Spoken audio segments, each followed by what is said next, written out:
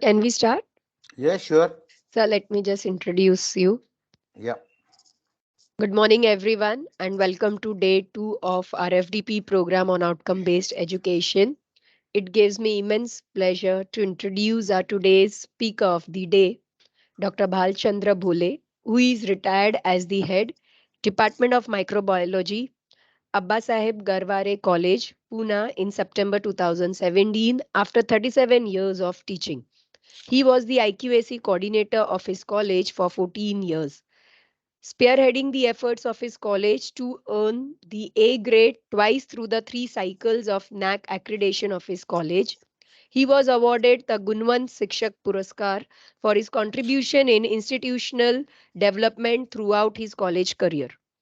In his past experience as a NAC coordinator and his interest in institutional development that laid the cornerstone of his post-retirement engagement as a resource person at various symposium, conferences dealing with the subject of institutional quality improvement processes. He has counseled individual colleges, designed FDPs, and trained the trainer workshop conducted through the interventions of the IQAC cluster and RUSA Maharashtra. He has worked as member of review committees for NAC preparations of universities and colleges, an expert member of the IQAC, and is often invited by colleges as a member for their academic and administrative audits. He has also the experience as the academic ambassador under the UGC Paramash scheme for the Kamla Nehru College, Delhi. He is one of the founding member of the IQAC cluster, which works towards assisting higher education institutions in all the areas for quality improvement and NAC accreditation.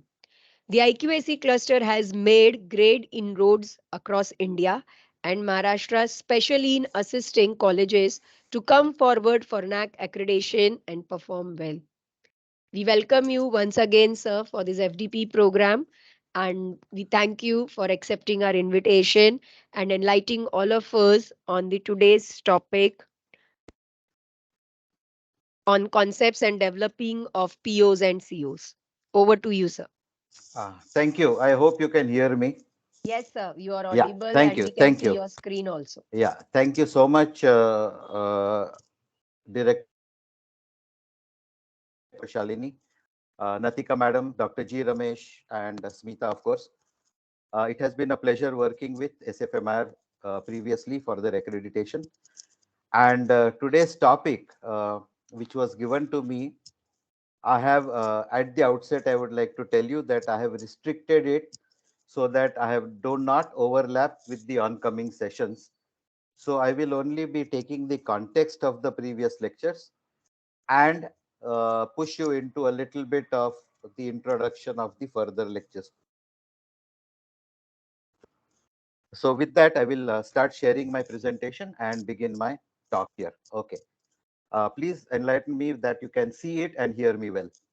Yes, sir. Can you? We can. Yeah. Yes, And sir. can you Yes. see the change also? No, sir. We cannot. You can do the full screen, sir. F5 you can do for your PPT.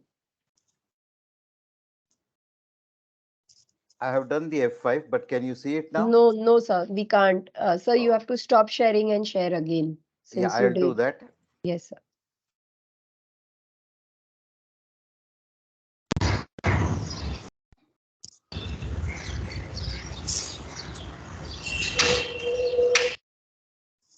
Now, can you see it and see the change also?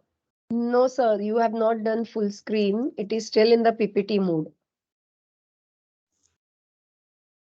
Sir, you click on it, sir, and then you share your screen. Mm, okay. Because I'll have to go out and start sharing it again. And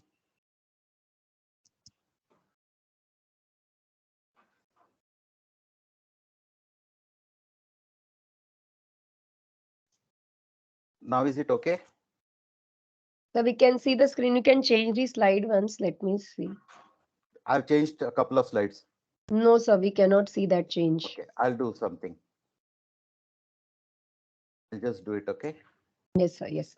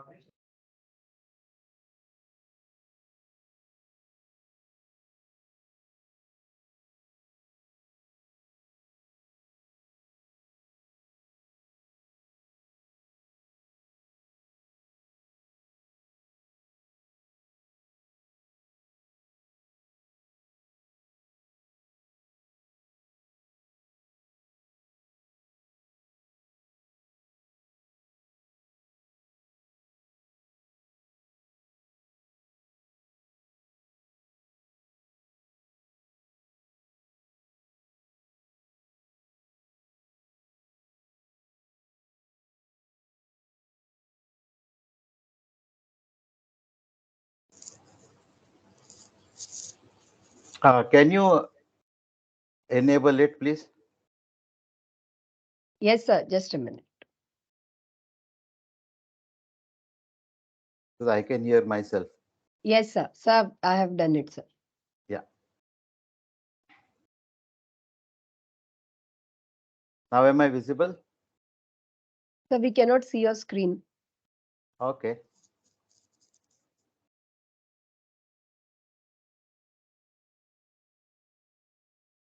So you can share your PPT with us. We'll share the screen if required. Now, So we can see the screen. Can you change the slide? now. So we cannot see that change of the slide. Okay. Then what I'll do is I'll share it. Yes, sir. You share it. Yeah.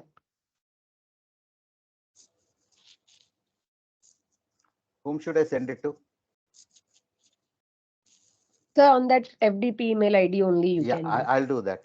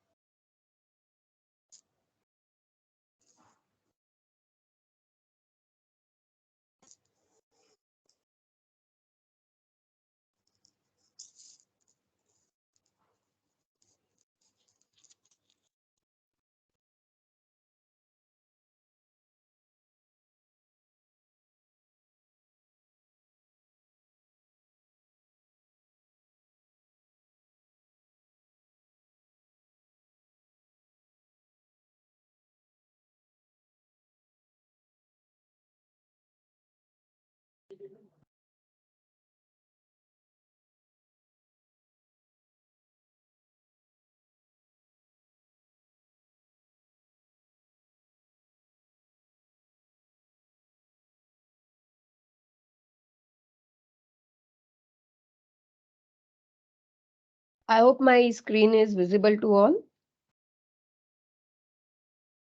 Hello. Yes, ma'am. Yes, ma'am, it is And visible. yeah. Yes. And Yes. I'm just Yes, changing the ma'am. slide. I hope that can also be seen. Yeah. Yes, Yes, Yeah. Yes, ma'am. ma'am. Yes. Yes, sir. So Uh, far, s- the changes not happen. Yes, ma'am. yeah, change is happening. yeah, stayed in the Gurukul as Okay, long as okay, they okay. were. I guess you all can see that, right? Yes, ma'am, it is visible. Yes. Yes. And I've changed now also to the Vidya Pit. I hope that can also be seen. Yes, ma'am. I Yeah. can't see it, madam.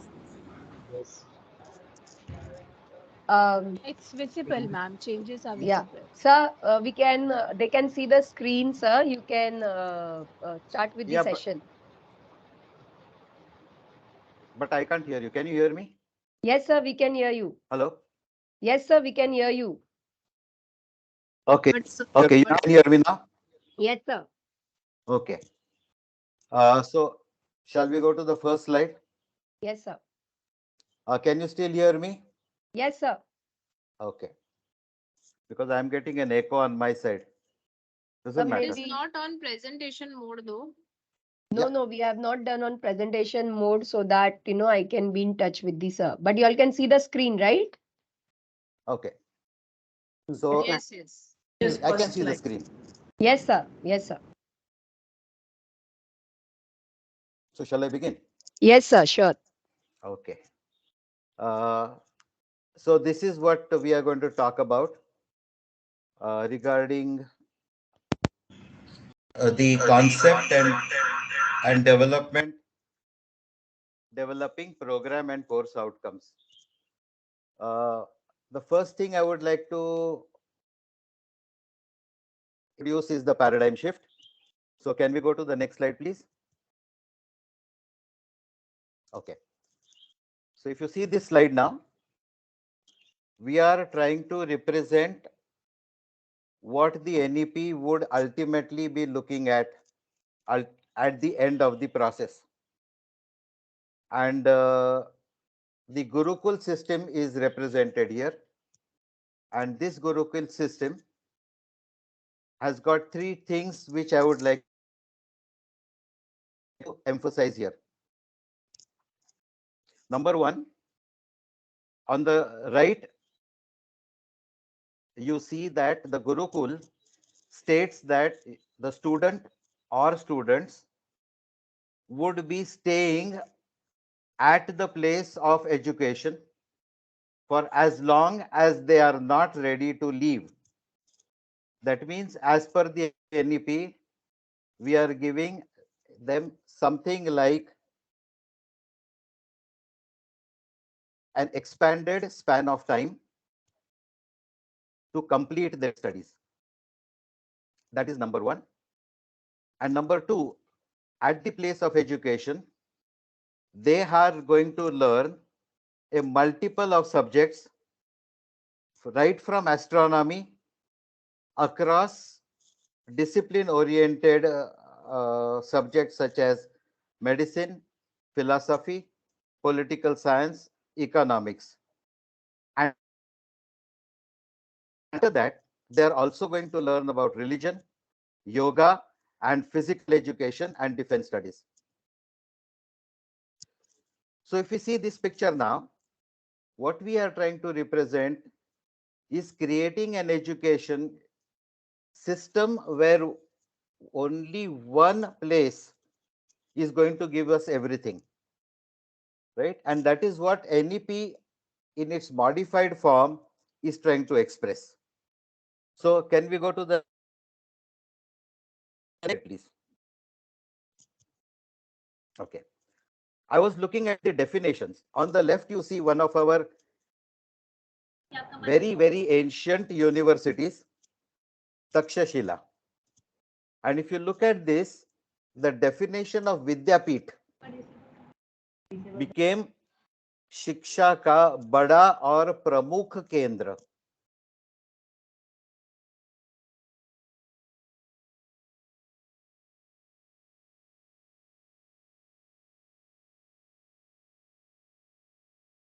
Hello. Hello.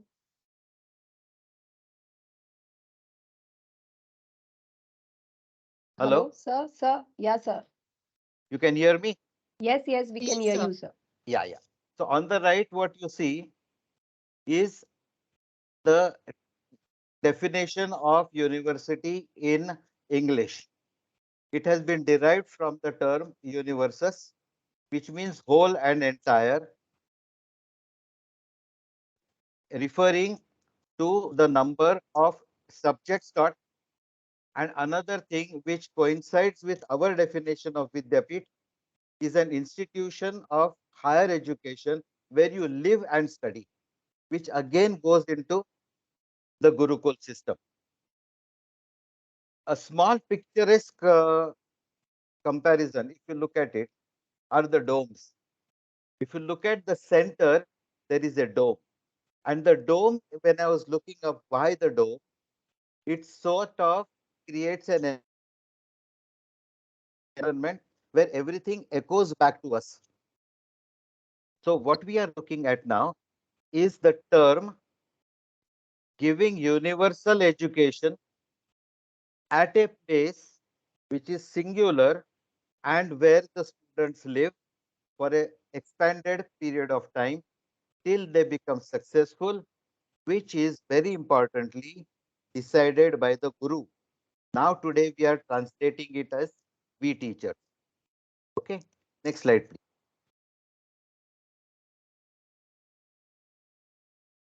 Can I have the next slide?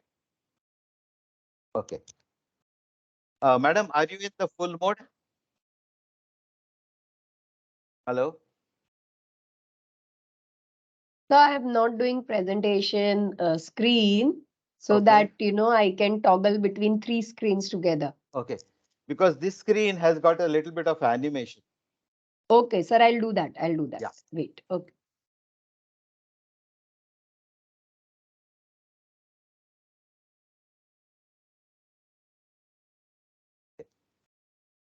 So you can click it 3 times.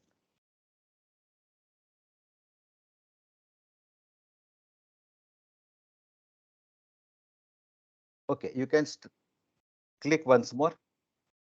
Okay. Now what has happened here is that a single Gurukul is what we have over time divided into what we call as discipline specific education. So we divided this whole structure into science. I've taken an example of economics and performing and visual arts. Now, when this has happened, we are calling this as mastery based education. Now, when this mastery based education is being done, we are now thinking of doing it reverse. And can you click it once more, madam? We are going back to the Gurukul system and click it 3 more times, madam.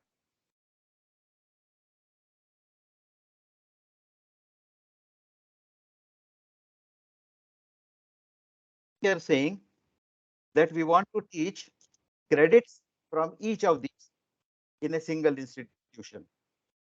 So can we click 3 times more? Our major question now is what is going to happen with the colleges, which were mastery based education. Do they merge into a single institution or do they adopt the Gurukul system? So can we click it one more? Just once. So are we going back? And that is directly reflected in the next slide, the national education policy. Everything that we talked about, discipline specific subjects, ability and technology enhancement, values and ethics education, life and vocational skills, sports and NCC, community services and NSS, visual and performing arts, and research. And because we are now in this era, we are planning to introduce the Indian knowledge system. So there is no difference between the Gurukul system and the NEP as we are adopting it today. So where is the problem? The problem lies in trying to find out how the student is going to perform in these particular areas of study, which are wide varied. Okay, and that is the focus of why we need to develop learning outcome. Because each learning outcome till today, we have been talking about marks, a mark here, a mark there, and therefore today's learning outcome. Next slide, please. Is our today's learning outcome for our session today will be that the faculty will understand learning outcomes enable holistic assessment of students' abilities and performance.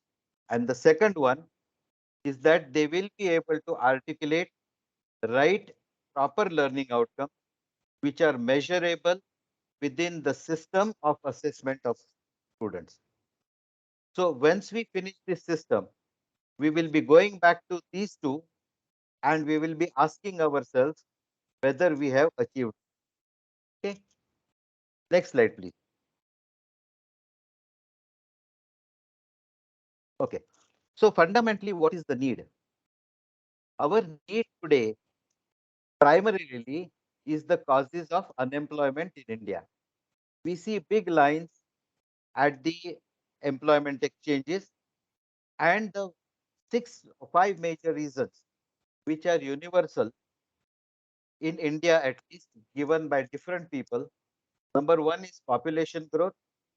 So the demand to supply ratio changes, the lack of skill development,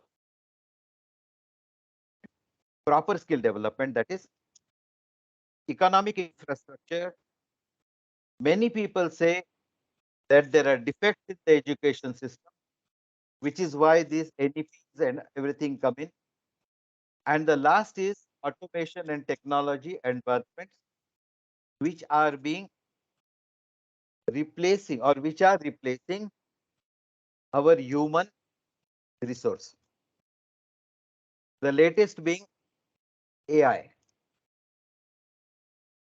Okay. Today we are just going to concentrate on two: lack of skill development and defects in education system. Now, when I mean defects in education system, I do not mean that the teaching learning process is defective. I will be talking about where the minor defects lie and how they can be rectified. Thank you. Next slide, please. Okay. This slide has been resourced from the report of Skill India Report 2022. It shows the domain-wise employment on the right, and on the left, I have just compared from the same data what is the percent unemployment. And then we will talk about why. If you look at it, then those which are expected to be skilling, like ITI, computer applications, polytechnic, are the most unemployable. So does it mean that we are not skilling them in the proper way? Or are the jobs which are available to those students not available in the market? So if the skills are there, the job is not there. If the job is not there, then the skills are not developed. So this kind of circular movement is being looked at today. On the left hand side, you will see that these are the high-tech subjects: Bachelor of Engineering, B.Tech, MBA, B.Pharm. These are the so-called professional courses. I have not included medicine in this, but these are the so-called courses which are professional in nature, and these are the least in the unemployment barrier. Next slide. This is a statement which has appeared in the Deccan Herald on 26th of April 2023. India, we are giving degrees of unemployability. That means half of the graduates in India are unemployable in the future due to problems in education system. So in short, are our degrees not adequate enough for those who are going to employ them? Next slide, please. Another statement made by the Honorable Union Education Minister Dharmendra Pradhanji at G20 meeting in 23rd April 2023 says that skills and competencies will drive the future rather than the degrees. So I was looking at what skills mean and what competencies mean. There is a small difference. Skills say that it is the ability to do something well in terms of expertise and mastery, which we are already doing or claiming to do in mastery based education. Whereas competency, not only doing it well, but giving it an efficiency parameter by saying that it has been done successfully or efficiently, which involves professionalism and ingenuity. So we are looking at four words: expertise, mastery, professionalism, and ingenuity. Can we profess to say that our education system across the board makes the students experts, masters, professionals, and geniuses after they have obtained their degrees? And this is where our learning outcomes become important. We have to measure their skills and competence. Next slide, please. Okay. This is the India Skills Report 2023. It states that Indian employable talent leaps from 40.2% to 50.3, which is about 4%. The 4% is called a leap. And it has been also stated that which are the courses most in demand in 2023. It says that BCom MBA, then BB and BTech, then there is a demand for business finance, TFSI, pharmaceutical, and ITES sectors. And freshman hiring has been increased by 20%. Now, this is not a bad picture. We don't want to always project a deleterious picture that we are not doing this. We are going in the right. And it also says that the candidates from Uttar Pradesh, Maharashtra, and Delhi have highest employability. So, can we look at these institutions of repute in these states and see what they are doing? So, when we are looking at learning outcomes, as how they are tuning their courses, how they are skilling them, and try to look at what they are doing and try to emulate that, can we increase our productivity? Next slide, please. Okay. This is a word cloud which I was preparing. This I took about 618 sources for what a student should have at the end of the study program. And if you look at this word cloud, the skills and the knowledge come together as the primary aspects which a student needs. On the left, we are trying in our HEIs to provide students with everything to succeed. When we say everything, we are talking about infrastructure, efficient teachers, efficiently managed courses, a lot of experiential learning, and a lot of opportunity to succeed. And what are the employers seeking? The same thing. So what are we trying to give in addition to the degrees, which I put in my title as degrees plus plus? What is this plus plus? And that is what we are going to try to look at. Next slide. Okay. We normally say that our curriculum is three-dimensional. Okay. So we begin with the core subject, which is in the left and bottom corner, and go across that axis to allied principles and methodology. I think somebody's screen mic is on. Okay, thank you. Uh, on the other axis, we are talking about lifelong skills like Department of Lifelong Experience, DLLE.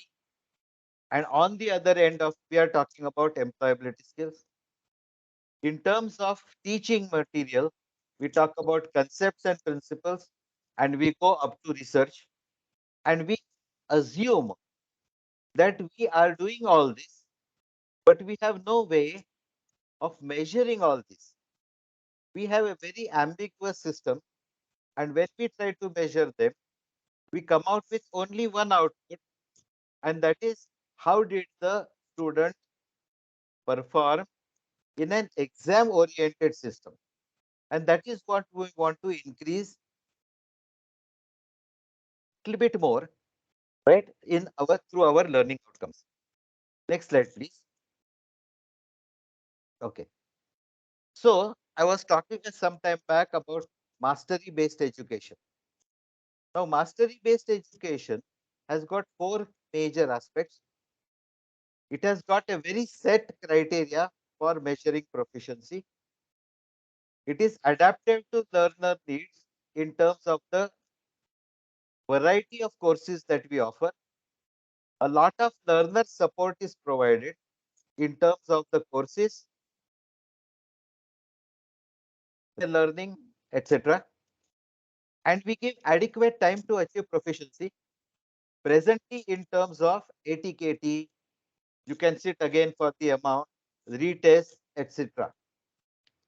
When we come to add to it, and we call it self-paced, that is, the student comes in, goes out, again comes in, we call it competency-based education.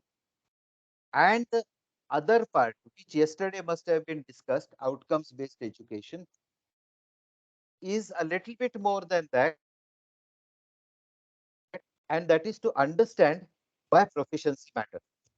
And that is what our critical aspect today will be, understanding why proficiency matters and how to measure it. Next slide. Okay. Today we see that we have a mark sheet, which we call as the yearly report card. This yearly report card, why is it inadequate? Inadequate fundamentally because it is based on averages. So when we talk about CGPA, we are talking about an average.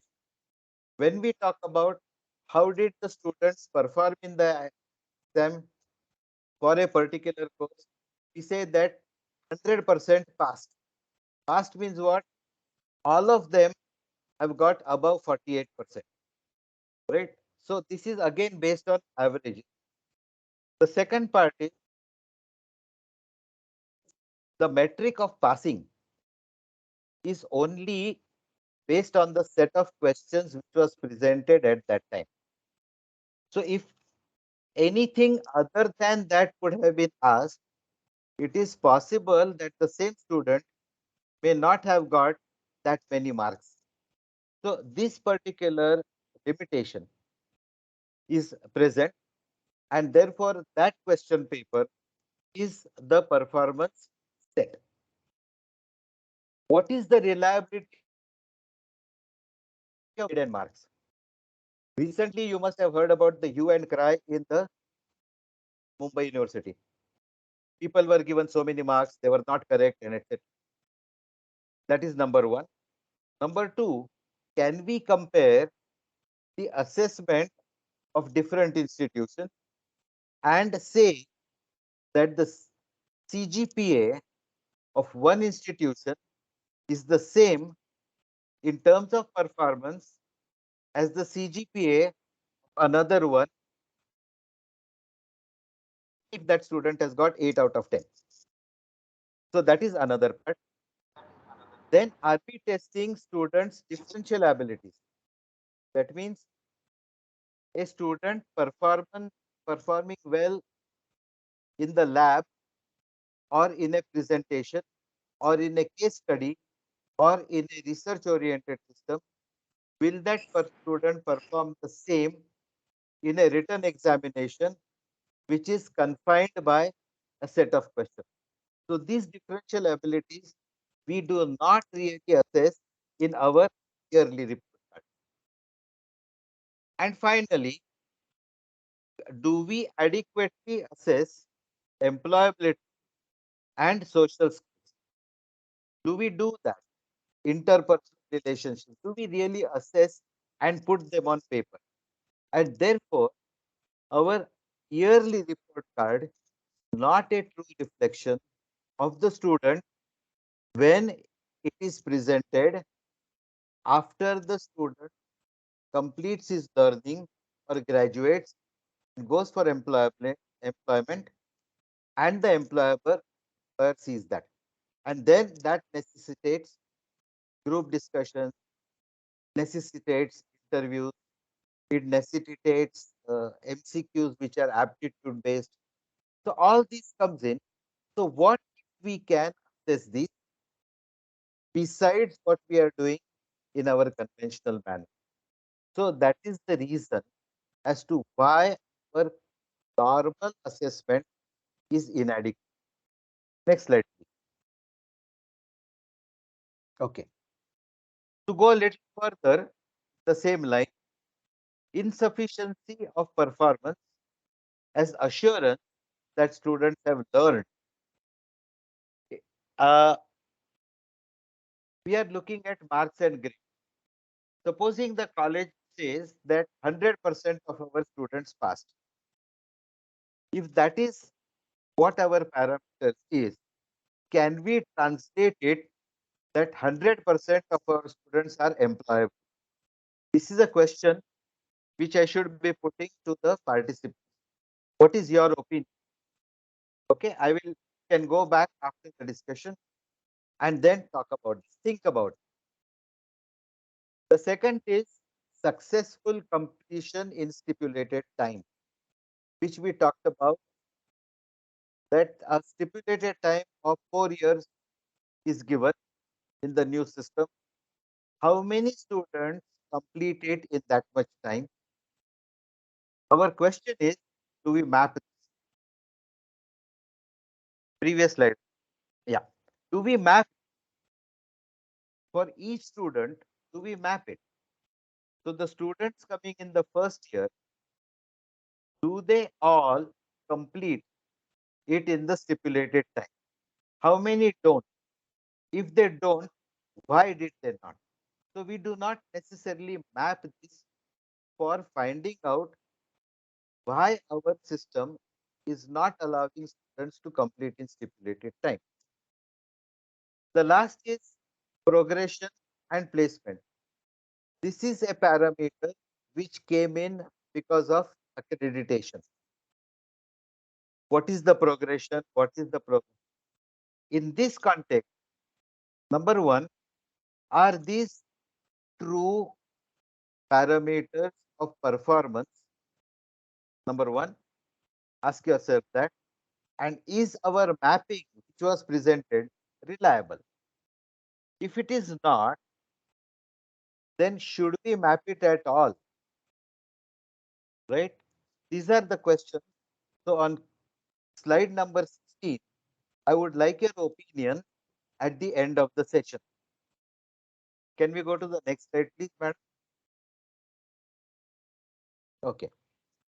So is our assessment, finally, is our assessment effective, considering on one side mastery based education and on the other side defining a learning outcome? So if you look at the mastery based education, there are 3 points, 3 points. On the left, I put a question mark. On the right, I put an exclamation mark, which says that ask the question whether mastery based education identifies any gaps or repetition in your teaching. Okay. So your curriculum, can you identify any gaps? Is your curriculum being updated, achieve proper outcomes? Number two, does mastery based education enable development of a clear assessment strategy? Assessment strategy we have, assessment method we have, but is there clarity in why we are assessing? So the strategy has to be developed.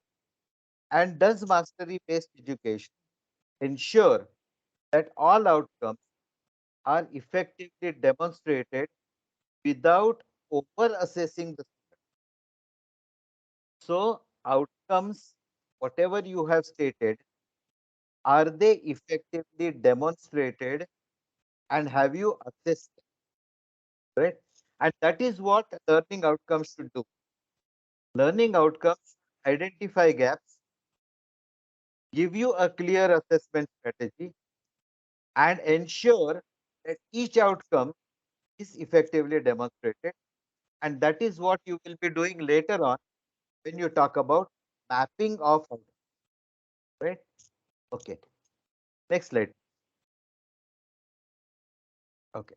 Now this is an overall picture of what the whole FDP is looking at. Outcomes based education, what is the philosophy? On the basis of that philosophy, a curriculum is developed. A curriculum runs programs, runs courses. Each program has objectives and outcomes. Each course has objectives and outcomes. Based on the curriculum, you have pedagogy, which is mediated in the classrooms and the labs through blended learning and experiential learning. So if I'm looking at the pedagogy, I have to simultaneously think about which my topic is today, articulation of the outcomes and methods of assessment of the outcomes. I will not talk about the methods of assessment because people are going to talk about it later. And assessment and mapping follows that, and then finally evaluating the attainment. So I am going to restrict myself to articulation of the correct form of learning outcomes and what they mean. Next slide. Okay. So coming to the concept of learning outcomes, by definition, it says setting, meaning, defining, and evaluating shared expectations of teaching and learning. What do you mean by shared expectation? Is that in concept of the teacher, it is a statement that describes the knowledge or the skills students should acquire. So we are stating and we are claiming to know that the student should have this knowledge and have this skill so that it will be useful for the student after student completes his studies. From the student point of view, the concept is that the student should understand why that knowledge and those skills would be useful to them. Till today, no student may have asked you, why should I learn the Indian knowledge system? Why should I go for sports along with my mastery based education? What is the next part is the student should know what the focus is on and what is the context and the potential application of knowledge and skill that is being imparted to the curriculum. And ultimately, the student should be able to connect the learning in various contexts. Okay? So these are the three main things that we have to look at. And therefore, if you have seen the accreditation process, they say, they ask you, how have you communicated the learning outcomes to the stakeholders? The communication is not only pasting it on the website and expecting the students to understand what you are trying to say. It is not only trying to put some statement across all the curriculum by the teacher and paste them, right? They have to be shared. It is advisable for the teacher and all the faculty to actually explain each and every topic and at any given point of time before the topic in the induction program wherever what we are expecting them to learn, right? So this is what our concept is. Next slide, please. Okay. The next question is, who decides what they learn, right? So till today, the college or the university has developed curriculum and activities. The UGC also may be doing it, but what has it come from? Number one is parampara, tradition. What has been going on and on and on is being reflected. As teachers, we know that when syllabus revision comes, we all know what we do, right? We take the syllabus, try to modify it, the term modify in inverted quotes, and say that now we have a different syllabus. Sometimes we are forced to include something which has just come recently, which is told to us by the external person who is not really teaching it, but expects something from the curriculum. So we forcibly put it there. So that parampara or traditional way of doing it is there. Then policies by the statutory regulatory authorities or the university or the government that include this part, include gender equity, include Indian knowledge system, include social outreach into your syllabus. So the college says, okay, students must learn this. Then feedback, mostly from employers, alumni, etc. So we take that feedback, like the person in our POS, and then we try to add it. And then what we call as trends from employers or the market, the technology, right? And finally, the trends which are set by other factors, right? And those other factors totally we called as trends, and those trends we try to predict. I can assure you that in many engineering syllabi now, we have artificial intelligence because it is a trend. And how to fit it in, what do we remove, how do we replace something? So we are going to compromise, and therefore we have to re-decide, re-evolve, reboot the whole system. But ultimately, it is us who decides what they learn, right? And therefore, the college or the university or the statutory regulatory bodies will be looking into this, and therefore several guidelines will come. And one of those guidelines on the between the assessment and the curriculum is the learning outcome. Next slide. Okay. Somebody talked. We will be has talked about outcome based education introduced by Dr. William Spady in 1998. I'm not going to talk about this. I just want you to look at the practices part, which is the bottom of that particular triangle pyramid. It says that there are 5 aspects in the practices.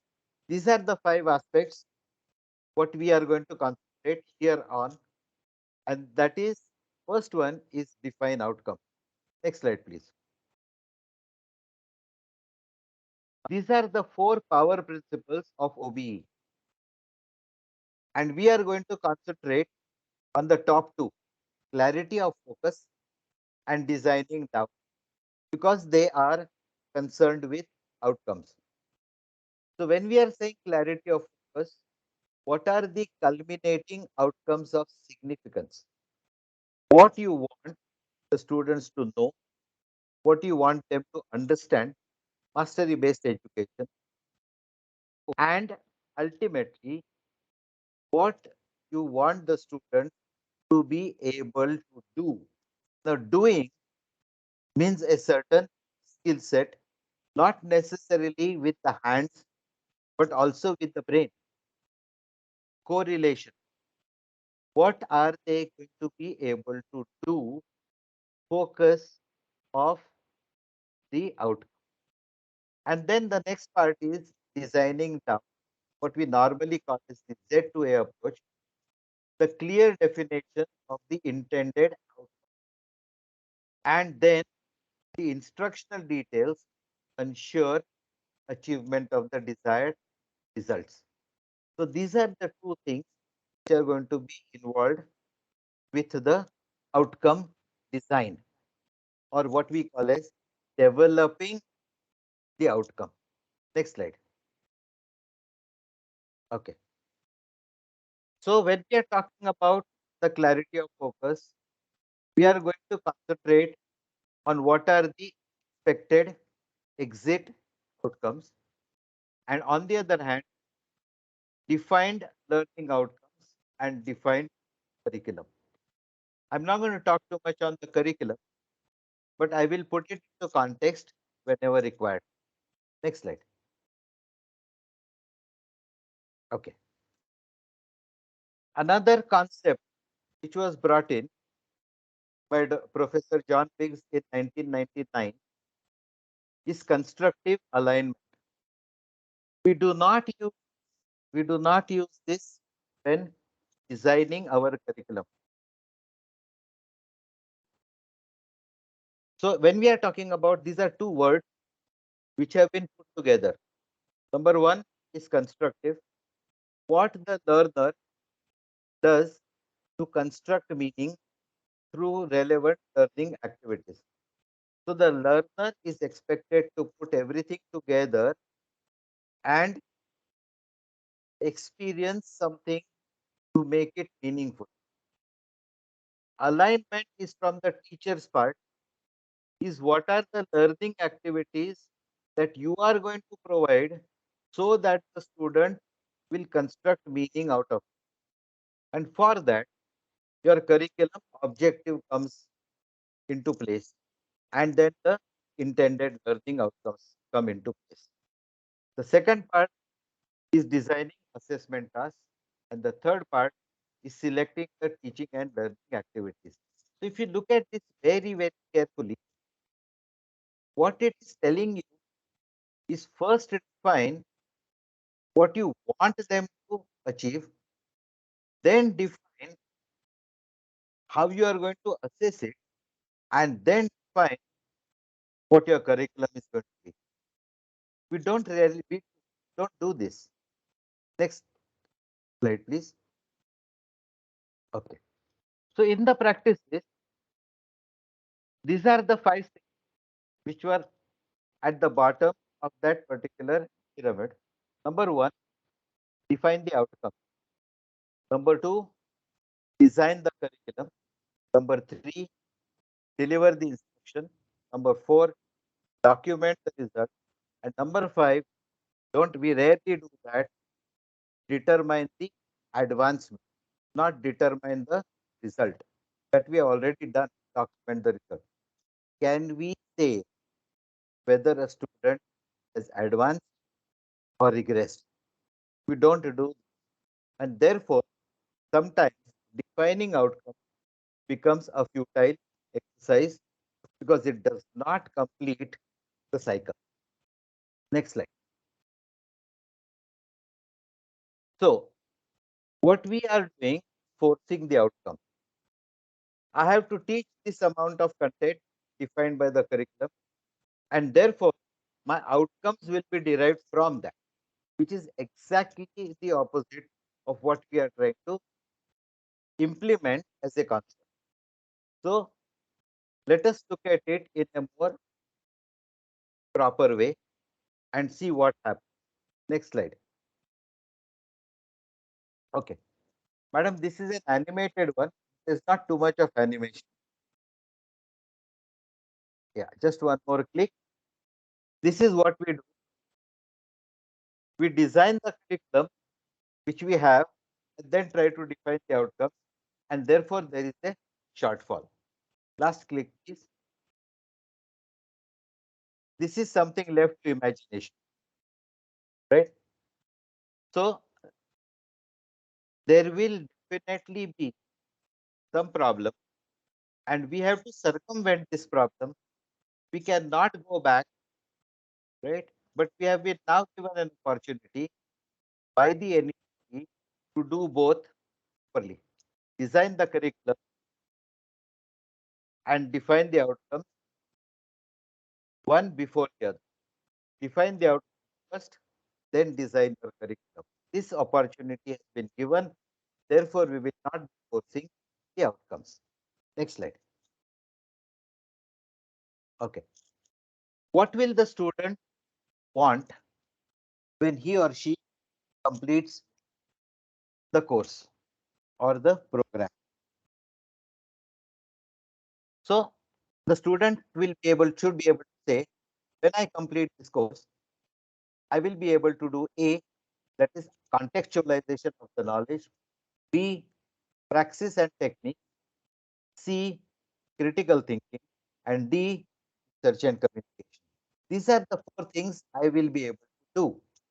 And for every program, every course, these 4 become the foundation stone for each and every learning. Please remember this. Next slide.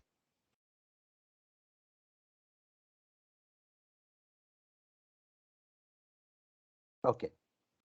When I'm talking about these, what are our major learning outcomes? Number 1 is what we normally focus on a lot, knowledge and understanding. Okay. The student should demonstrate extensive and systematic knowledge. What do we understand by this? What do we understand by the term demonstrate? Have we asked any question till date in a theory paper where demonstrate extensive and systematic knowledge has been examined? So please look at that and focus your learning outcome on demonstration of extensive and systematic knowledge. Number 2, insightfully address contemporary and pertaining questions. Now, this can be said to be addressed in many programs by what we call as case studies or assignments. We give them a problem and a contemporary problem which is pertaining today and tell them to write some on it either as an analysis or as a review, right? Or as a literature survey. So this is something that we do. But then have we got a learning outcome defined for it? And the last part in knowledge and understanding, can they engage in the field on the basis of this knowledge and understanding? And when we say field, it could be internship, it could be on the job training, it could be any of these experiential learning, right? During or after their course of study. Can they engage, right? Based on the knowledge and understanding of their particular subject or their course of learning. The second is skills and techniques. Do the student show, that is again, it should be visible. Do they show ability to apply the knowledge in a critical and organized? Apply knowledge, yes, in a critical and organized manner. So this part again can come from analytical problems presented to them. Again, what skills they can use and how is their organization. A typical example of this is a survey based analytical report. When we tell them to survey it, we are asking them to organize information and then critically analyze that and then use all the analytical techniques to come to a conclusion. Do we have a learning outcome for this? Question ourselves that. Then the second one is to demonstrate the ability to identify the role of their subject in formulating solutions. This has got a slightly larger meaning. It is to define their role, that means their subject's role in a bigger problem and coming to a solution. For example, when we are talking about sustainable development goals today, sustainable development, many are talking about so many things. One of them is environment. When we are looking at an environment problem, one is going on in Ratnagiri right now, that should a refinery come up there? Should it not come up? Why is that particular? It's become a more of a political situation. So can you identify the role of your subject, maybe management, maybe technical, maybe anything, in formulating a solution for that? Can you manage with whatever skills and techniques you have, solve that problem? In and about near Navi Mumbai, there's a new airport which is coming up. What is the problem? Can you actually look at that problem and find solution for it? What is the role of your subject, right? So now what we have to do is to present a situation, a learning experience where people will work in a team, a multifaceted team with a multi-subject training and come together and work. Where will this occur? On job training. Next, demonstrate the ability to design and develop products and management area or BTech area or BE area or pharmaceutical sciences area where we are talking about drug science. Okay. Can we actually look at the skills which are involved there? Artificial intelligence is one, right? Data science is another. Can we develop such or hardcore science? This is something which we need to look at.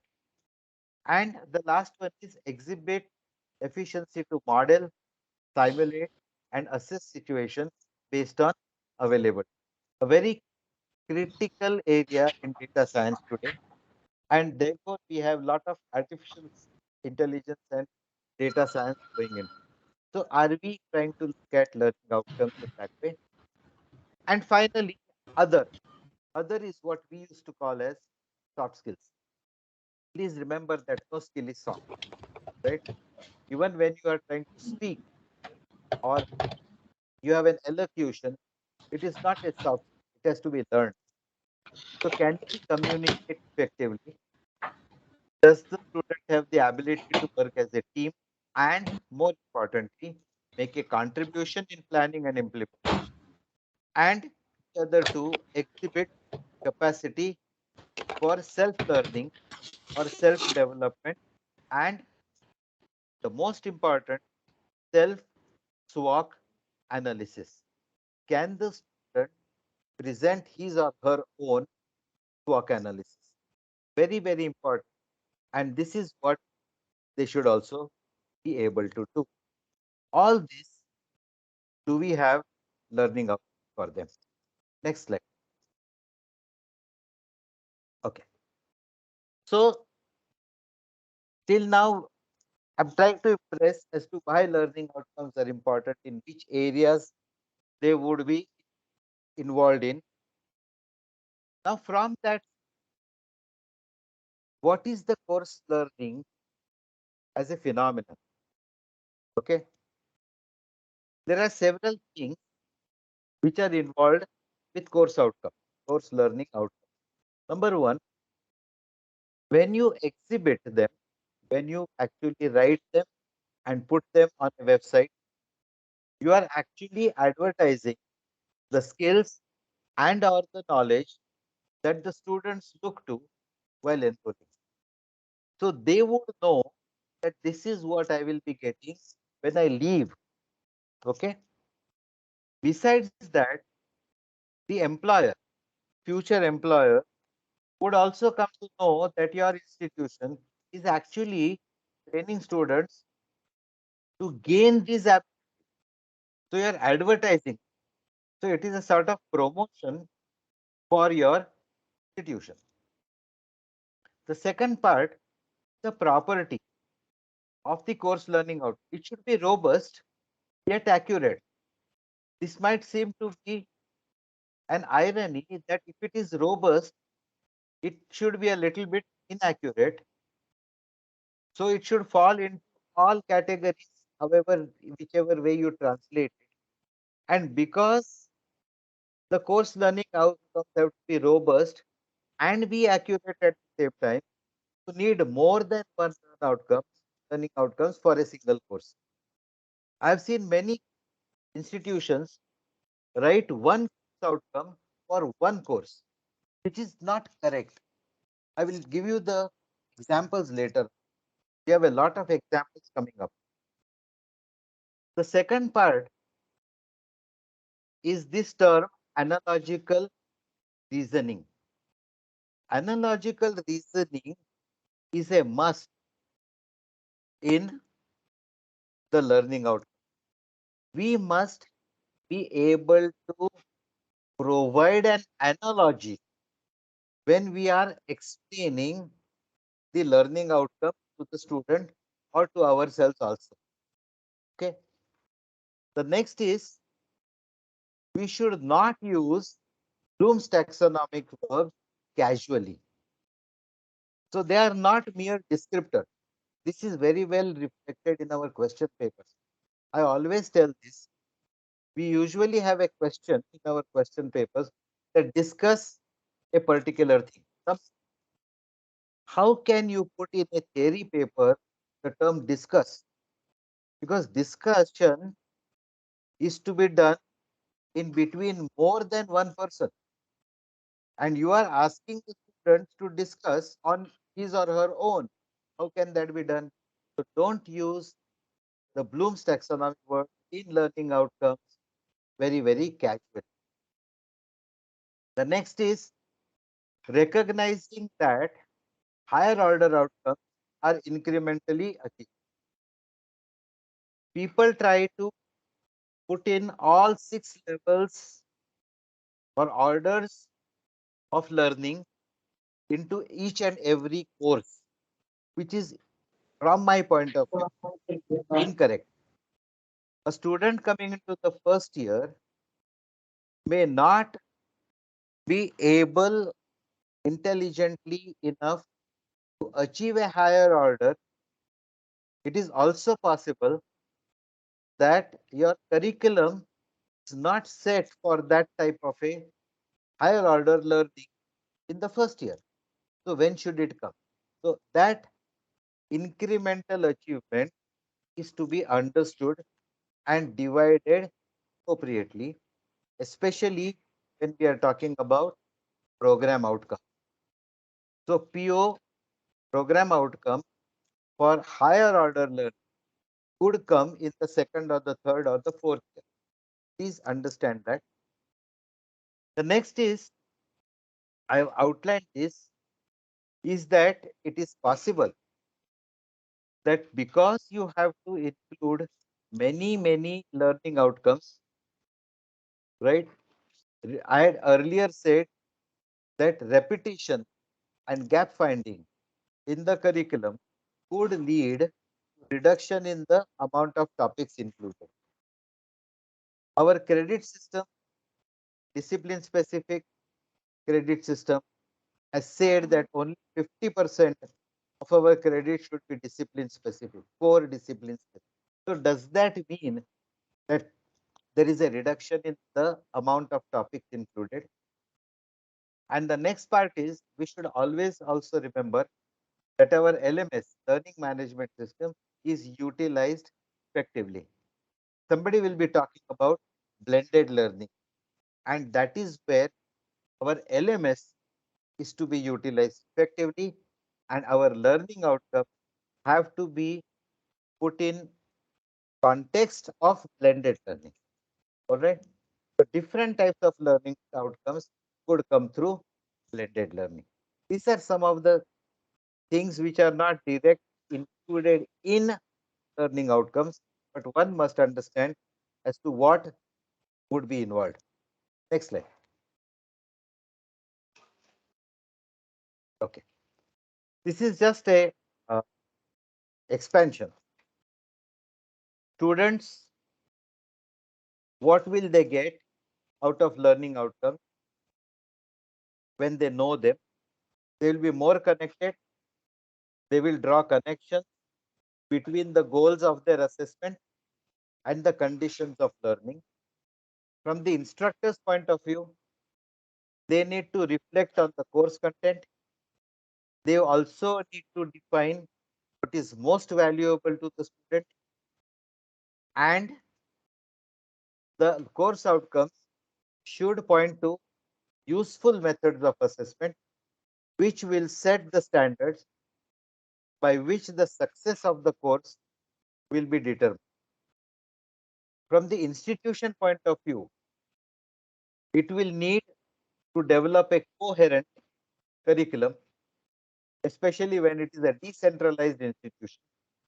That is what we are talking about as multidisciplinary.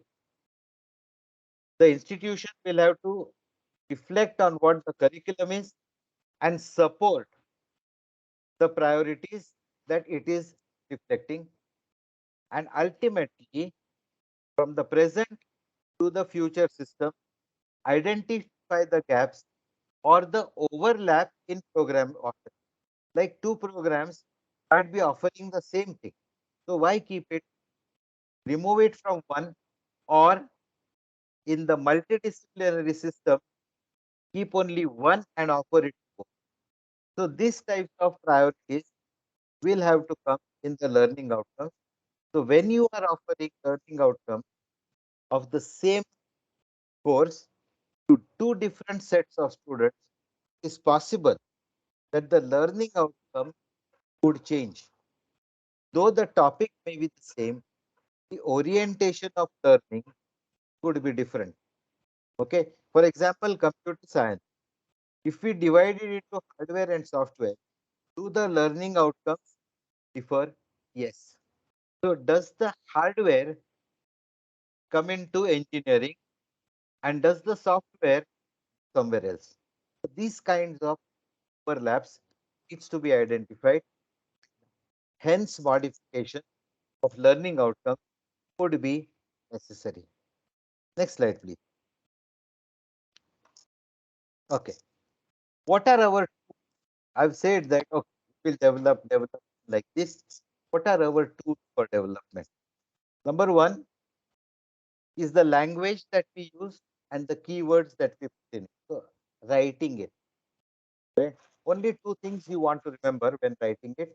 Essential things the students you want them to know, and essential things that the students must be able to finish.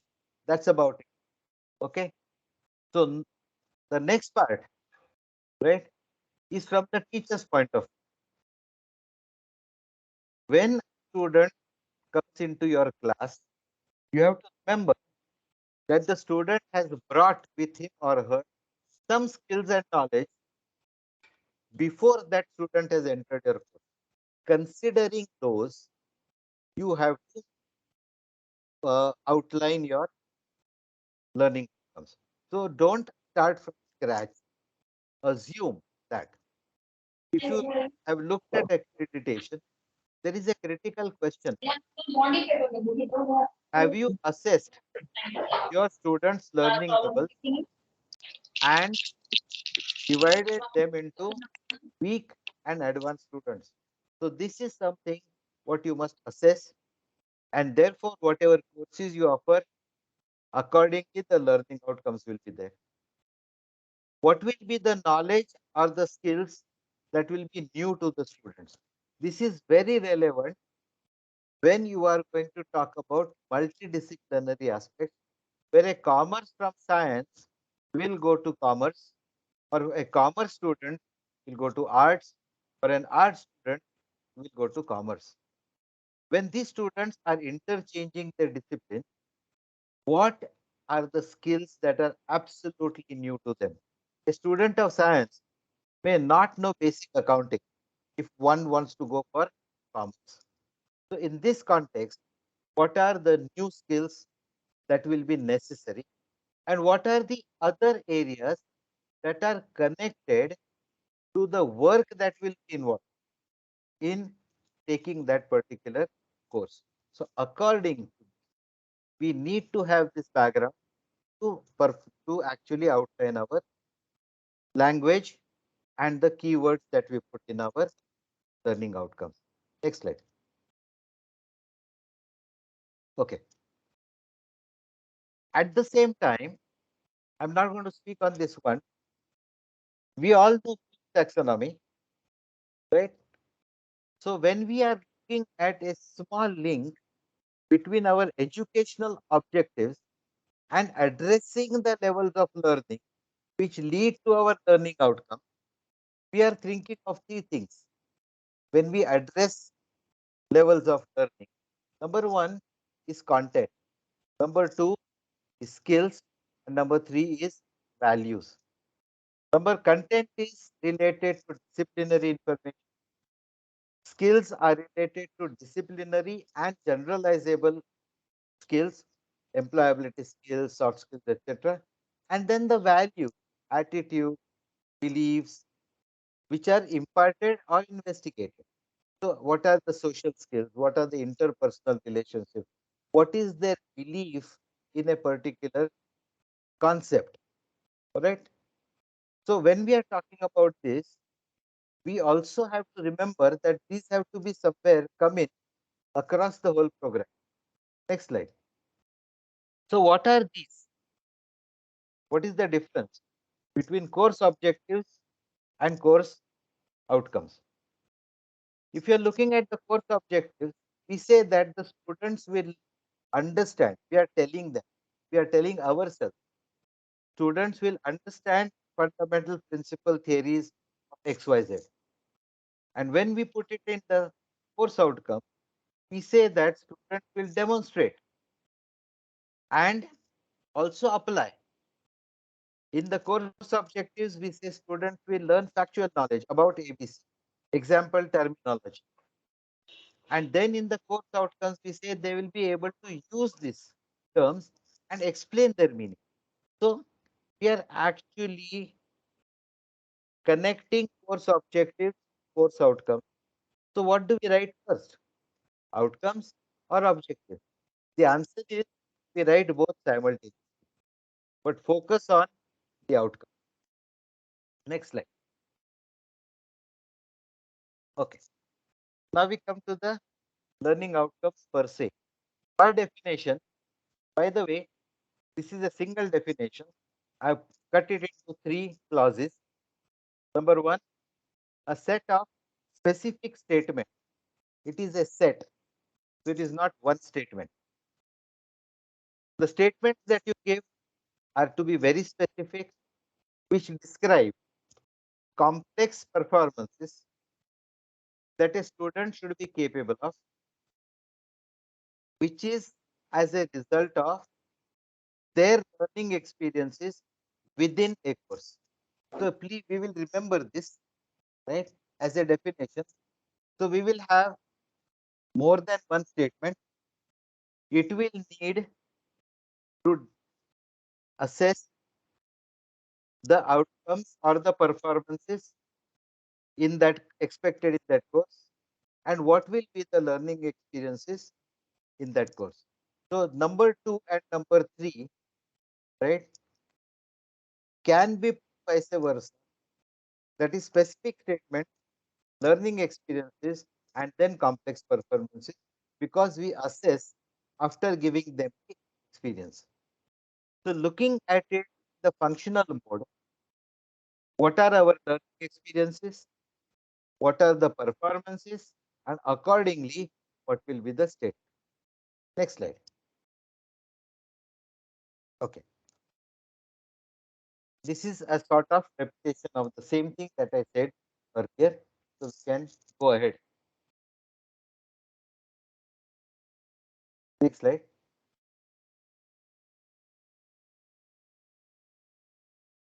Can I have the next slide, please? Yeah. These are things you need to keep in mind. It should be flexible. The learning outcome should be flexible. Adjustment made by the instructors should be possible if initial outcomes prove to be inadequate. So, when you design the outcome, you should tell yourself that next year it might not be the same outcome. I may have to revise it because I found it to be inadequate, because it could not be measured adequately. I had planned to do it, but I could not do the exercise of that particular assessment, or that assessment was not accurate. So this type of a adjustment should be possible. Number 2, it should be focused on the learner and how the learner will apply or integrate it. So knowledge or skills that a student will employ should be known, or let us say defined in that outcome, and it should help the learner to understand why that knowledge or skill are useful. Sometimes student can ask you, ठीक है मैंने ये सीख लिया, what is its use? Interpersonal skills, what is the use of that? So they need to know that, okay, that is their academic future or their professional future or their personal future, this skill value going to be useful to them. And it should be realistic. We should not be able to just say everybody should get CP of 10 out of 10 based on the learning outcome. So all passing students should be able to demonstrate the knowledge or skill described. So some kind baseline should be decided, which will be reflected later in the attainment after mapping of the POs and COs. I'm not going to deal with that, somebody else will be doing. And then we should understand the modes of assessment and the timeline for completion. We can't tell them to achieve the outcomes, one outcome per semester for a single course. So either that course outcomes are achieved, all of them, or none of them are achieved. So this is something which we must re-evaluate, and therefore realistic becomes the keyword. Next slide. Okay. This is a central dogma for a learning outcome. If you cannot measure it, it is not a proper outcome. I have given 4 options. Let us look at the four options and analyze what they mean. Option number one, be given opportunities to learn effective communication skills. As per what we have defined, we have said that they will be given opportunities. It does not say how you are going to assess them. So it is not an outcome. So it describes the program content which is related to the curriculum or the objective, but it is not the attribute of a successful student. So it is wrong. Option number two is vague. Have a deeper appreciation for good communication practices. There are two relative terms used. Number one is deeper, number one is good. How do you define deeper? It is first of all shallow, what is deep and what is deeper. So that is not good. And what do you mean by good or bad? That is not defined. So it is vague. It does not start an action verb, does not define level of learning, and the subject of learning has no context and is not specific. The third one, it is less vague because it has used an action verb, understand principles of effective communication. But again, what is effective? The level of learning is not defined.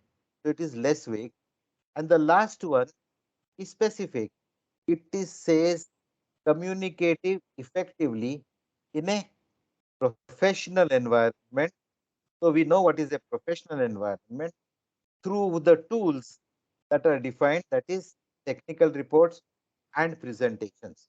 So it is communicate is a verb.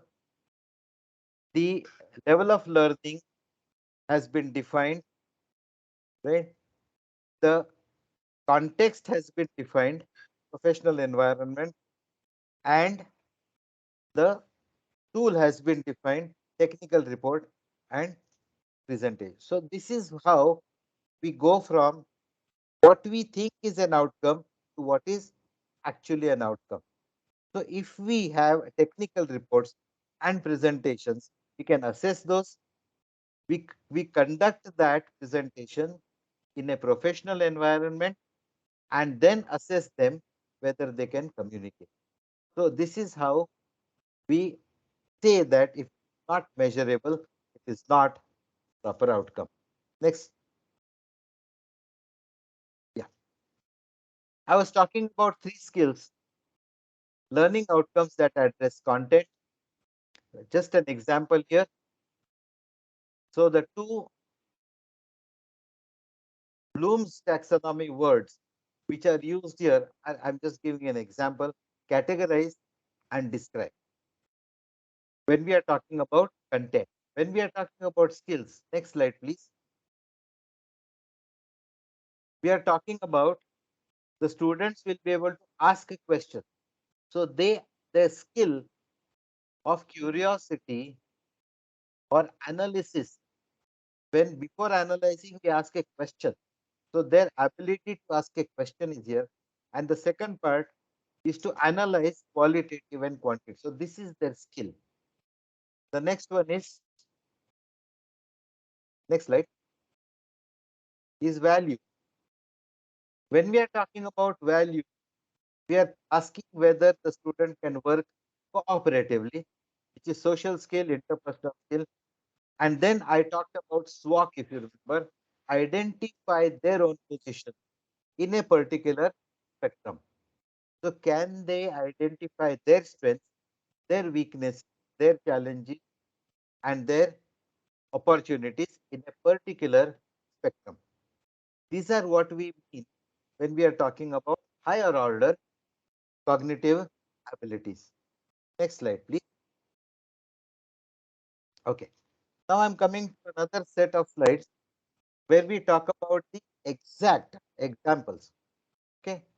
I'm again reiterating this set of specific statements, complex performances, result of learning experience.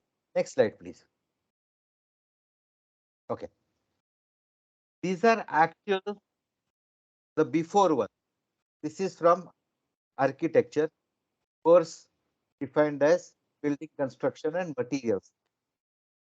So before they were defined, or what is defined right now, before they were rectified, we are looking at the course outcomes for building construction and materials. You read them carefully. I will read only one. Develop a basic understanding of the relationship of materials, construction systems, techniques, and methodology with specific reference to load bearing construction. Okay. Develop a basic understanding. That is where the whole thing falls. Why? We don't know what is basic. We do not know what is the knowledge that the student has brought in to the course, even though the person has passed the NATA exam. What is the meaning of develop? This is not an outcome. Instead of that, what we proposed is describe the usage of different kinds of building materials, their advantages and disadvantages with specific reference to load bearing construction. Now, this becomes a very, very specific outcome where we are talking about describe the usage. What are the different types of building materials? Wood, cement, steel, all these kinds, their advantages, where they are used, what are their advantages, but with specific reference to load bearing construction. So they will have to understand what is not used in load bearing construction and then describe those which are used. So it becomes an all encompassing system. Take the third one for example, or let us say the second one, because it uses a different starting word. Expand a basic knowledge. This is actually what is written. I have not changed the context. Expand a basic knowledge. What does that mean? About earthquake, comma, understanding of properties, construction techniques. See, there is no chronology, relationship, anything, right? So fundamentally, what they wanted to ask is understand the effective disruptive forces. Example is given earthquake on buildings, whether it is timber, metal, whatever. Because earthquakes are going to affect everything. So can we put this as the basic understanding? So these kinds of course outcomes need to be designed. Next slide, please. This is another one from architecture, architectural graphics and drawing. It involves a lot of drawing. Okay. And therefore, if you look at the before statements, all of them, all the first three, CO1, 2, and 3, comprehend and express. The third one is comprehend and express. The second and the fourth are communicate various ideas, communicate various ideas. Nothing to say how I am going to. In the first one, comprehend and express nuances of graphic language. Now, if you interpret graphic language, it becomes all those signatures. Ampersand, at, that's also called as graphic language. So, what graphic language are we talking about? Right? So, this was translated to present accurate drawing with appropriate symbols to scale and different types of lines. This is what they wanted exactly. This is how we put it. Okay.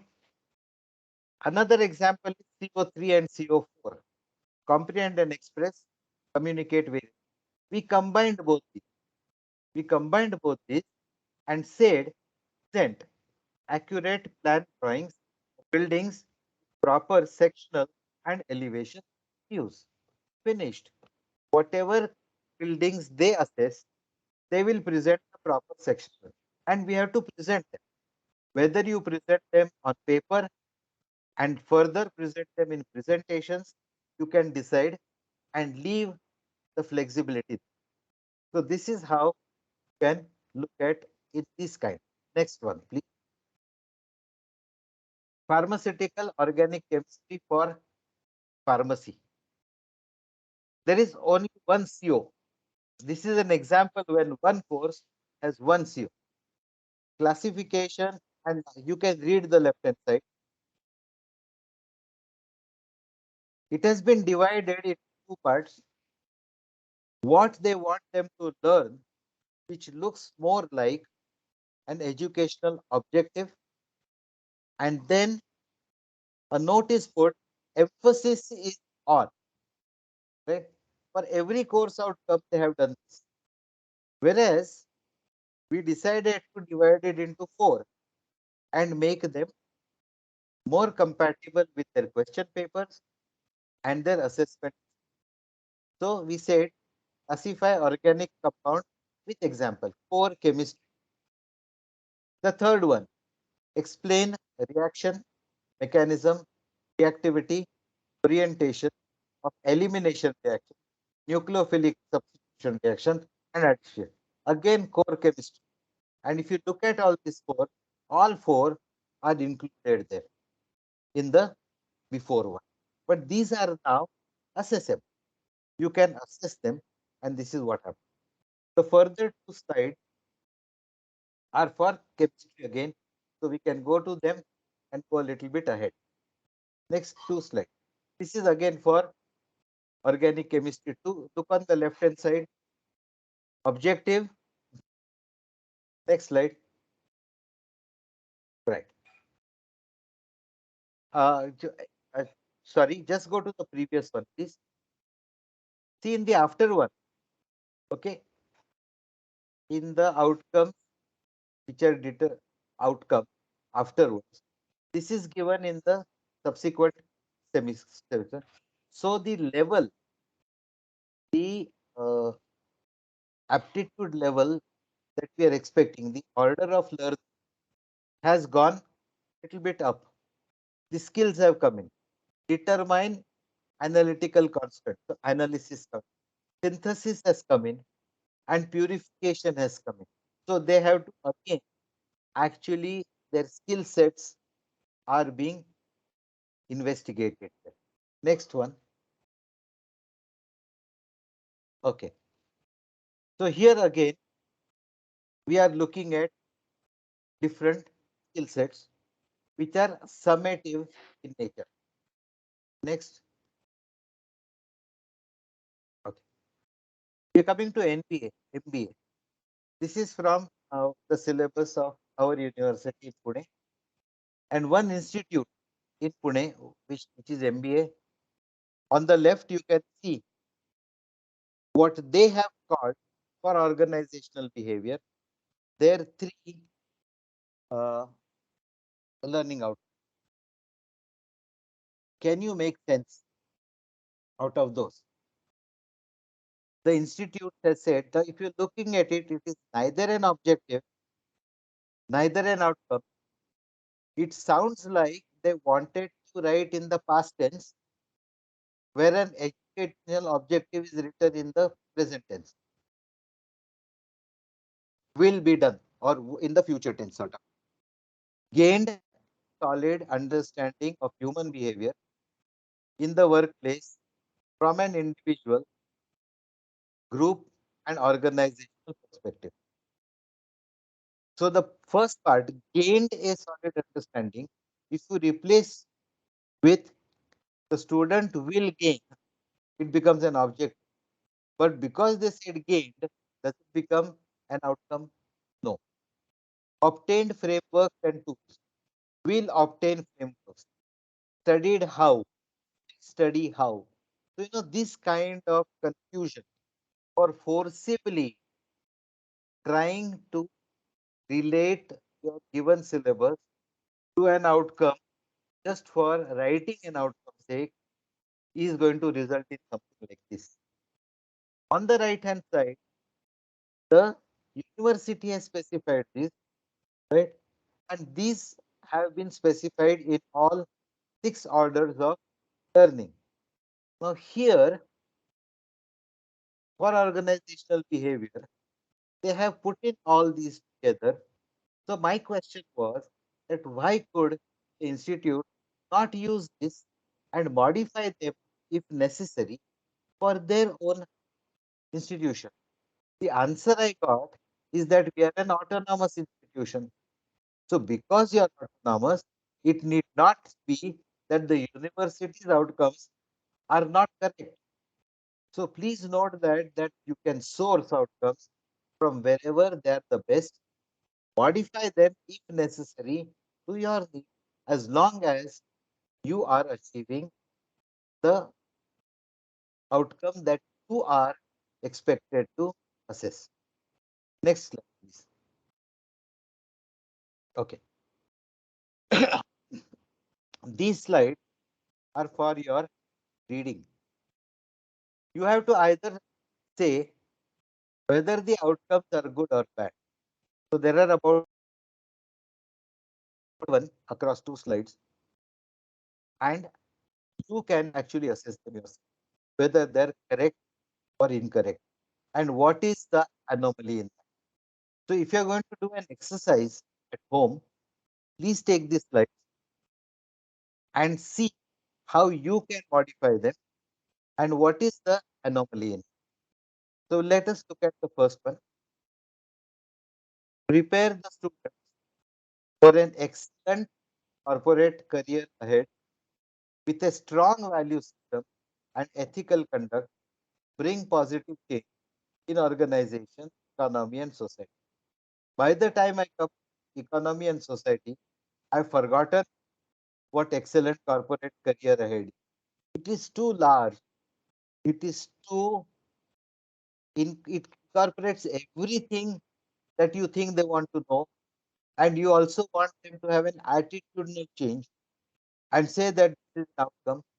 My problem is how will we measure? So if this is a singular outcome, can I break it into more than one and have an assessment?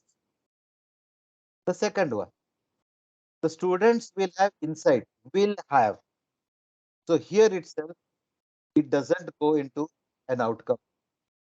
The next part is will have a fundamental concept. So what is fundamental, right? And get the repetition at the end, fundamental concept of business and the importance of business environment in doing business. How many businesses are there in this business? So this is somewhere where I feel that 2 or 3 were combined to make one, and which did not have been. The third one, students will be aware of some basic skills. Whether they use it or not is not the focus of the institution. They will become aware.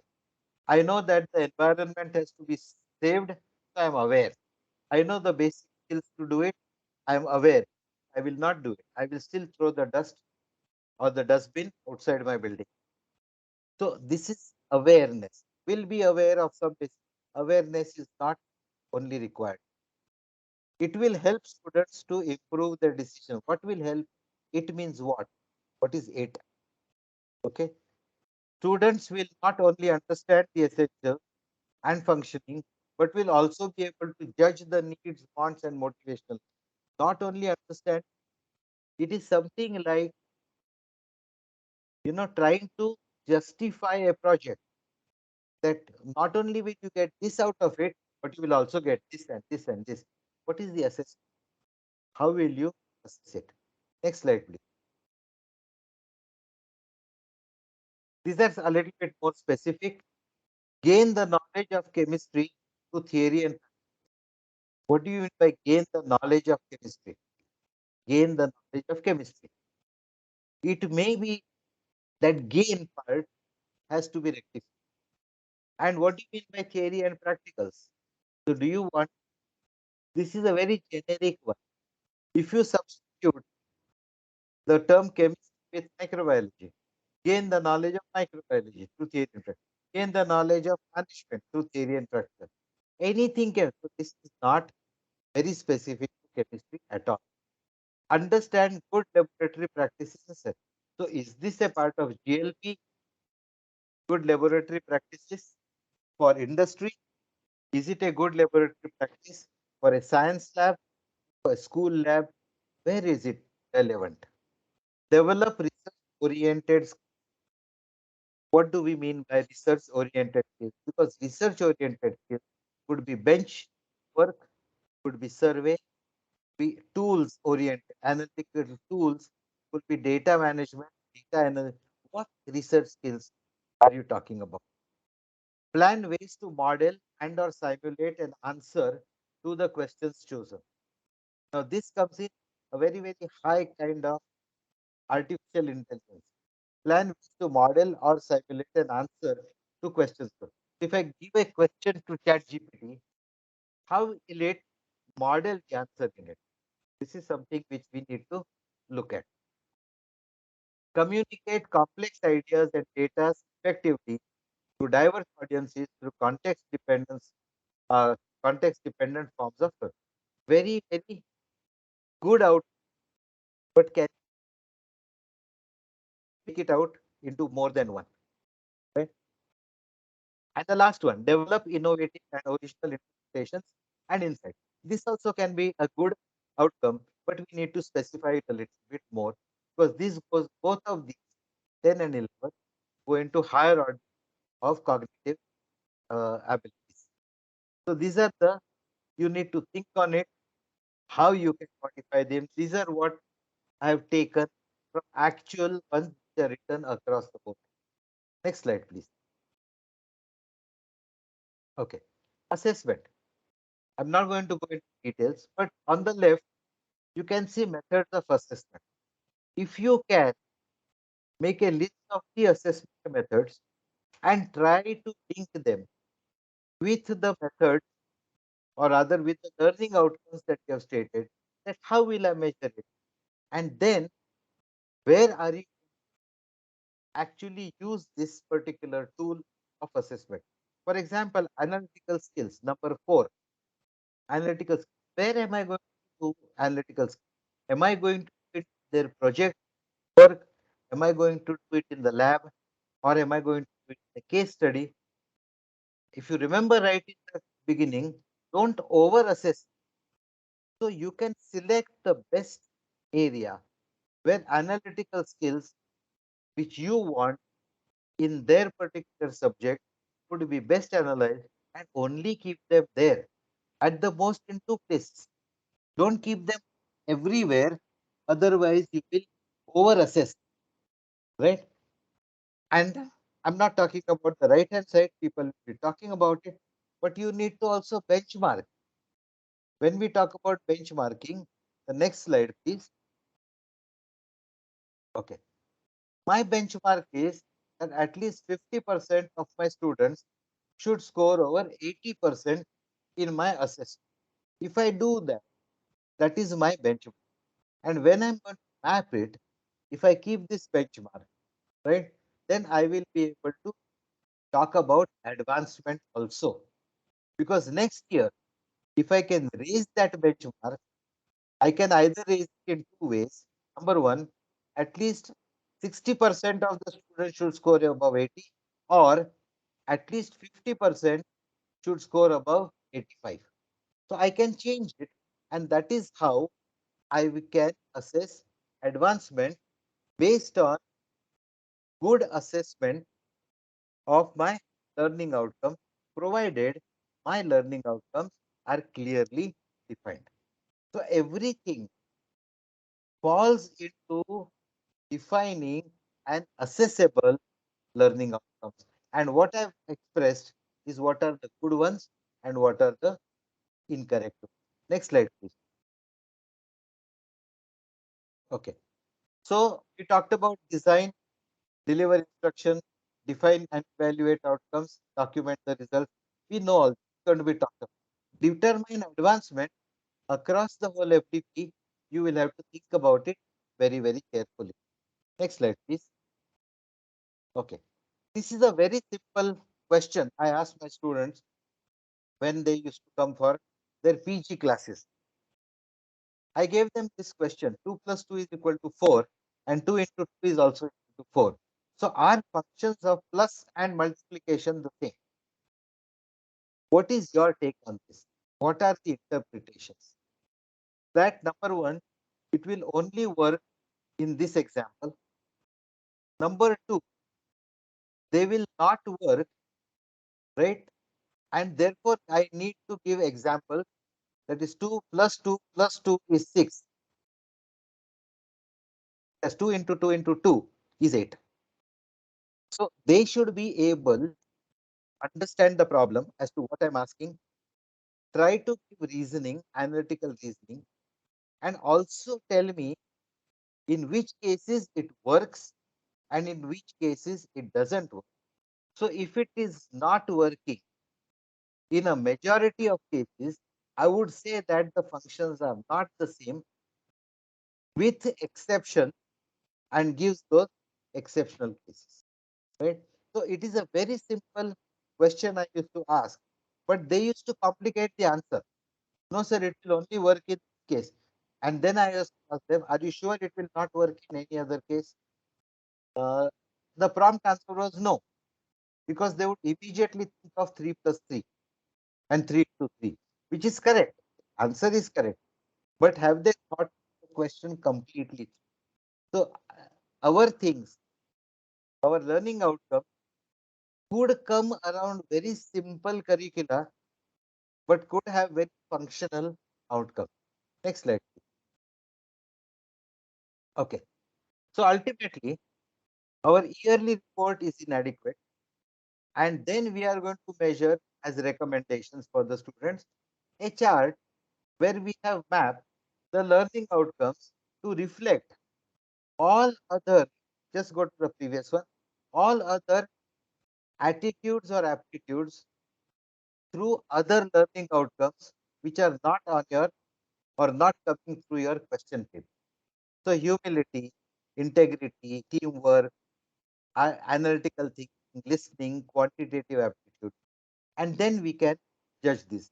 Now imagine that at the end of the program, in the exit, if you give them the yearly or the result sheet and you give them the recommendation, would it be more useful for the student from the employability point of view or the research point of view? So this is what we are achieving by getting better and diverse learning outcomes. Next slide. Okay. So now our outcomes, which I have said. So at the end of this, are you able to understand why learning outcomes are necessary as a method of assessing students' abilities and performance? And will you be able to articulate proper learning outcomes which are measurable within your system of assessment of students? Last slide, please. This is the summary. Next slide. This is a slide I would like you to see. In just 10 years, the pilot and cameraman have both lost their jobs. Right? In 2009, a helicopter and a camera. Now there are drones in 2019. So both of them are out. So we need to change our outcomes, change our learning experiences because of this changing technology and coming types of learning experiences. Thank you so much. Next slide, please. That's the end. Thank you so much. If you have any questions, I'd be glad to answer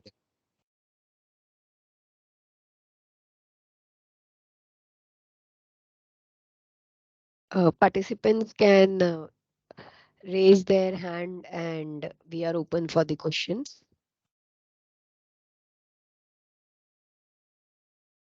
Yes, Vinita ma'am. Yeah, good morning to all, and specifically good morning to the speaker of today's session. So it was a very, very wonderful session, sir. And there are a lot of good pointers that we have received from this session.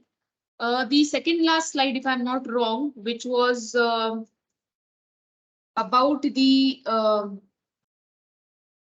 recommendation, where there was a chart shown and there was one column which was indicating the quality and the other columns were indicating. Yes, sir. This one. Now over here, sir, is this particular slide, sir? It is basically talking about the accountability of the course outcomes. Am I right, sir? Yes, ma'am. So how do we equate that? Like if you're talking about a particular course and if you're talking about humility, and then the remaining columns say there's no information available or area of concern. So Correct. how do we judge that? So there is no basis of judgment. On the last end, can you see the last column? Okay, no basis of judgment. Okay, Because okay. you have not assessed it. Na? No, but in case we were supposed to be assessing it, let's say, so we are from the IT domain, sir. We are executing a program of NCA, Master of Computer Applications. Correct. So if we were to take up a topic, let's say like AI, and if which we have in our curriculum currently. See, fundamentally, these on the right hand side are essentially program objective oriented. Okay, so they are program Will not objective or come they are the only into a course single outcomes. course.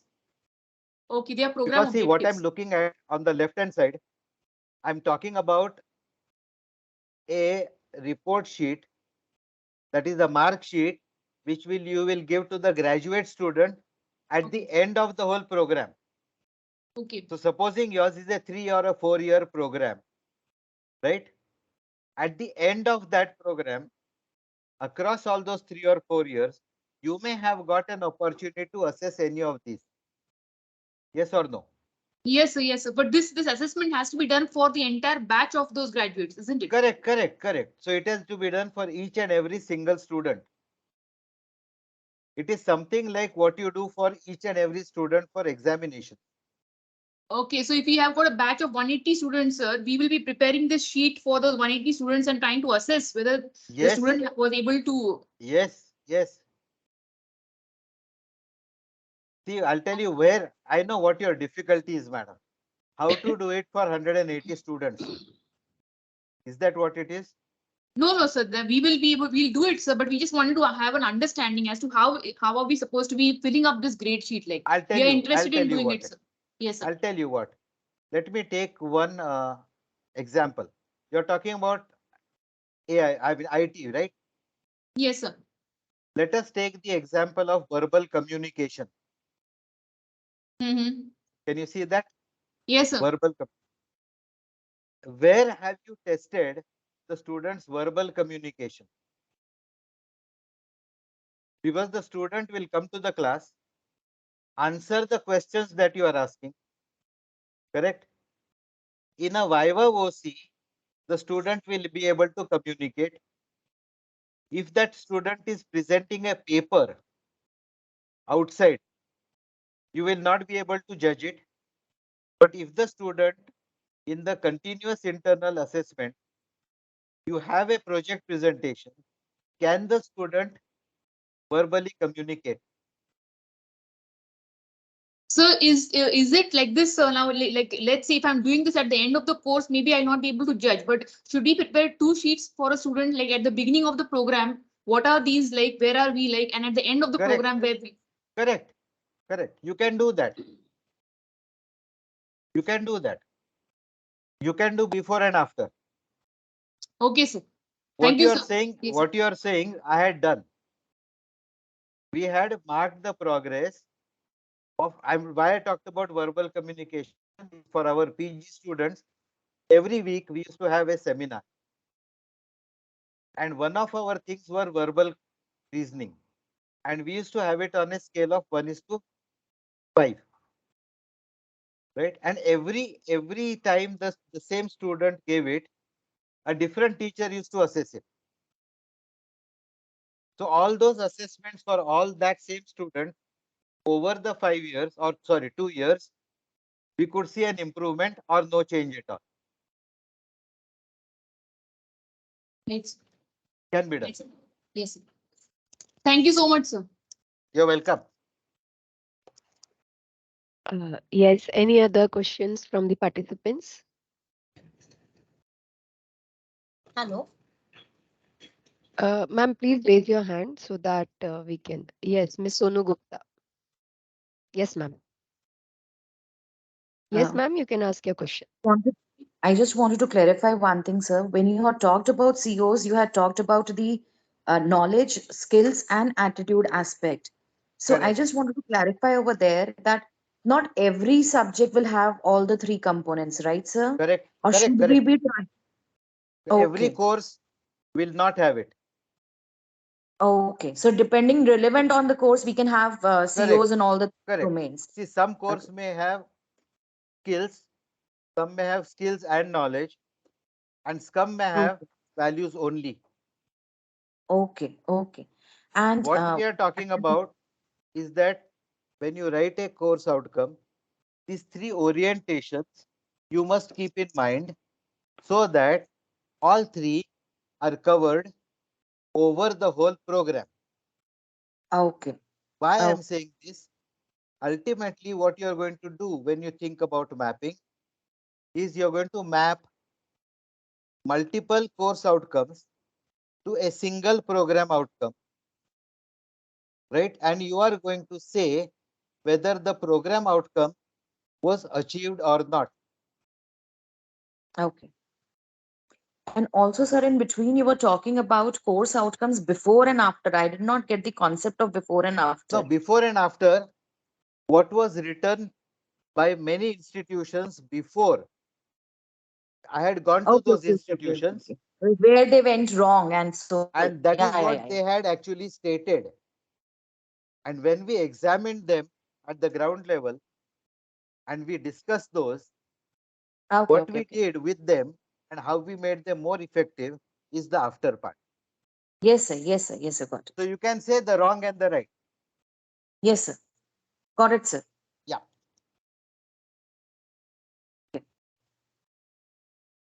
Yes, Dr. Mrunali. Dr. Uh, Mrunalini. Yeah. yeah, hello. Just wanted to sir share something about shared expectations. Sir, if possible, can you lend some example? Yes, ma'am. Which faculty are you Thanks. from, madam? Hello. Which faculty do you teach? I'm from economics, sir. Okay, fine. Yeah. So in now when we are talking about shared experiences, we are essentially looking at the give and the take. What the students are expected to take and what you are able to give. Students might demand everything, Of course. right? Yes or no? Yes, agreed. Can you give all that? Not possible. Not possible. So Not in that, how much can you share as an experience, right? okay. Depending on the limitations within which you are working is what has to be shared. Like, for example, if you are teaching economics, will you be able to provide the same tools that IIM may be able to give for economics? Yeah. Can you? No, sir. See, every institution has its own focus, Yes. right? Yes, sir. So this is what I mean by shared experience. When you Yes. are sharing, say, these are the learning experiences that we can provide, right? The institution and the student. If you remember that slide where I showed you 1, 2, and 3, Yes. student, instructor, and institution. Yes. So the institution should be able to say that these are the experiences that we can give Okay. you, Okay. right? Okay, agreed. Agreed, ma'am? Yes, agreed. Thank you. Thank you, sir. Welcome, ma'am. Yes, Dr. Swati. Dr. Swati, can you hear me? You have raised your Yes, hand. yes, yes, Yes, ma'am. yes. Good afternoon, sir. Good Good afternoon, afternoon. ma'am. Thank you for the wonderful insights you have given us. So my question was like, I wanted some more insight on Bloom's taxonomy. On basis of Bloom's taxonomy, how like we can differentiate between theoretical and practical subject. Like it's not possible always for theoretical subjects to go according to this Bloom's taxonomy CUNPH. Yeah, I agree with you. Yes. Yeah. What you're talking about is use of Bloom's verbs, not the Yes, yes. taxonomy per se. Yeah. So it is Verbs, not right? the cognitive ability that you're talking about. You're talking about the verbs on the right hand side, Right, right, right. I'm talking about the right? verbs on the right hand. Correct now?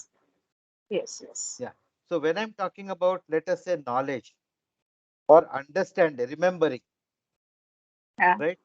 When I'm saying remembering, in what ways do you expect them to express their aptitude for remembering?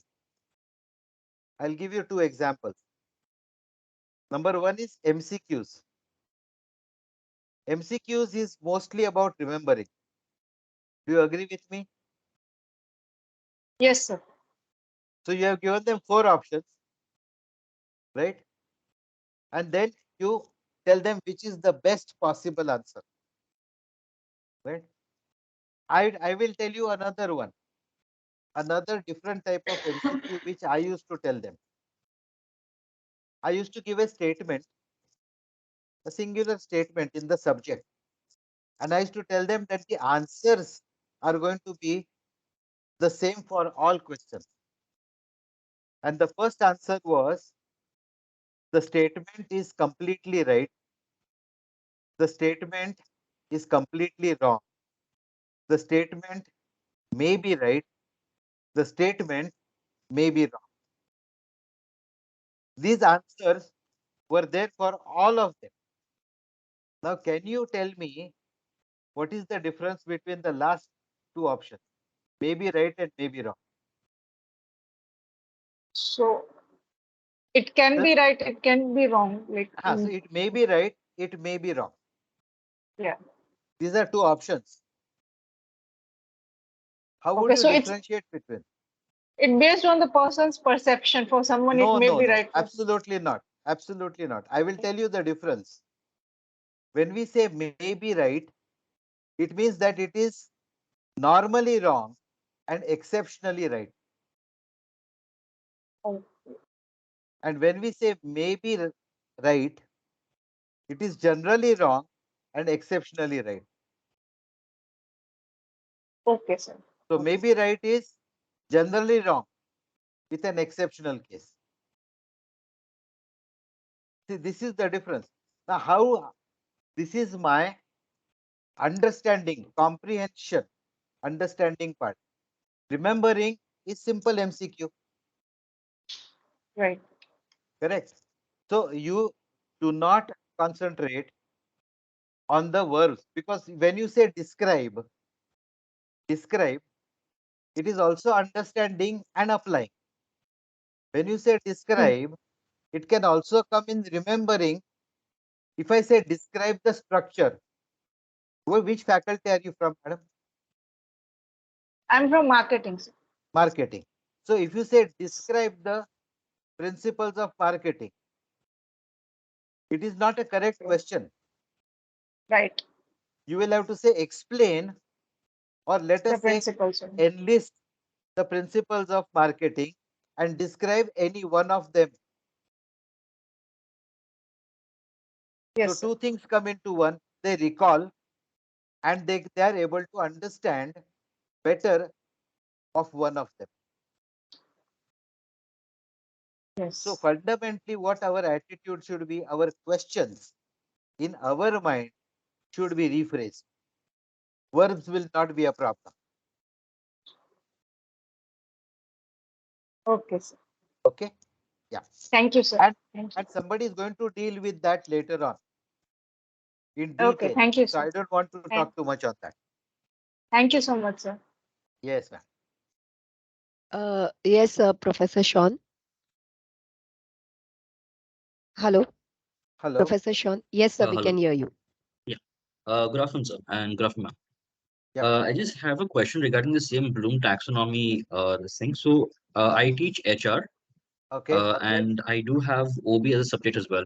So, my Okay. question is, sir, is there any way we'll be able to apply the final step of the final level of Bloom's taxonomy Oh yeah. that's creating? Yes. Yes. Yes. Yes. Definitely. So, can you just give a brief as an example, or how could we go about that? You're talking about which Let's course? say, for example, now we have motivational theories in in HR as well as in OB. So the basic thing that is there is Maslow's hierarchy theory, which is there for marketing as well as for HR. So how would we actually use creating in these theoretical subjects? Because if you're I'll tell talking you. about, I'll yeah, tell you.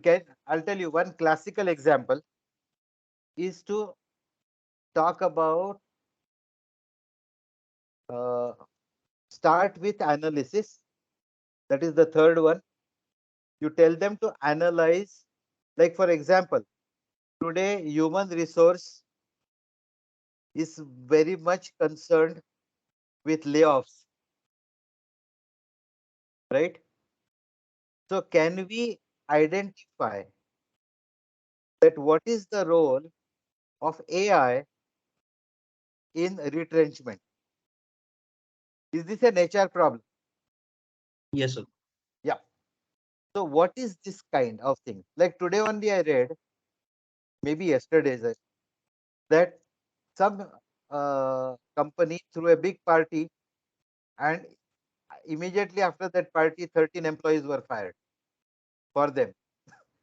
So I'm trying to talk about analyze and try to create a situation, right? Them, it's like something like a literature review, right? Of creating a solution or a possible solution from literature review. So Can would it be case done? study come as a part of this? Huh? Like identifying a new solution to an existing case study, would that Absolutely, be part of? absolutely, absolutely. See, Okay. because when we say creation, I normally translate it to innovation, and I then use the simpler definition of innovation, that doing the same thing in a different way. So Okay. creation could be doing the same thing in a different way, which is exactly what you are talking about. Okay, sir. Thank you. Yep. Yeah. Yeah. Thank you so much, sir. Uh, so no further queries from the participants. They have too much to think about. Yes, sir. It gives me immense pleasure to thank Dr. Bole to give us insights on and greater understanding on POs and COs. So we are extremely thankful to enlighten us with the various Bloom's taxonomies, also how to use action verbs, whether it is a theory or a practical subject. Thank you so much, sir, for your insightful Thank you session. so much, ma'am. Thank you, sir. I'll take your And leave now yeah, I and hope thank all I the could participants. change the slide as per the flow of your session, sir. Yeah. Thank you so much. Thank Thank you, you, sir. Thank you. everybody. Best of Thank Thank luck you. to you. the Thank you, sir. participants too. Thank you, Bole sir. Smita Thank here. you. Thank you Thank so you much. much, sir. Thank you, Uh, sir. Thank you, yeah. sir. Smita Dear madam all, is we here or not? have. Yes, sir, she's there. She. Okay. Yes, sir. Smita. Thank you, Bole sir. Thank you so Yeah. much. Yeah. Welcome. Yeah. Yeah. Okay. Yeah. I'll take your Thank you, sir. leave, madam. Yes, Nandita sir. madam. Yes, sir. Yes, sir. Yeah. Thank you so much, sir. Okay. Yeah. Dear all, we have shared the feedback link in the chat as well as via mail. And we could see few of the participants still are not comfortable with the platform. This is also a learning platform for all of us as we are talking about the change management. And just to give you all the more insights on the platform, we never used in 3 years Zoom or Google Meet for our sessions. We used only Teams to take our session, wherein we had 180 students to take the sessions. And even like few of the corporates, since we are one of the leading B schools, few of the corporates, they do use Microsoft Teams. So when we thought of taking this platform, we wanted like always whenever I also attended or I was a resource person, we either got familiar with Zoom or through Google Meet. So why not this platform also? Our participants get familiar. We are trying our best to support me and my IT team. My IT head, Mr. Lalwani, is there to extend our support whichever way is possible. And as we informed earlier, also, if you're not able to join with your registered ID and password, which we have given you all, you can get connected as a guest. You can attend the session, unmute yourself to ask the queries, and we are sharing the recording as well with you all. So the day one recording and the resource person's PPT, whoever has given us the confirmation to share, given us the rights to share the PPT with the participants, we are doing it. Same, we will be doing it for today as well. So with this, we take a break and it's 12:45 already. So we start our session at 1:15. And also today at 3 p.m., we will be giving you all insights and a detailed guidelines about the submission of your assignments and projects. Also further about the quiz. So we request all the participants to get connected on time for the post-run session at 1:15. And we have sent a mail yesterday regarding about downloading of the PPT of one of our eminent resource person, Professor Dr. Bakshi. All the resource persons have requested us to share the PPT whoever we have done, but they have also requested us that participants should not use it anywhere.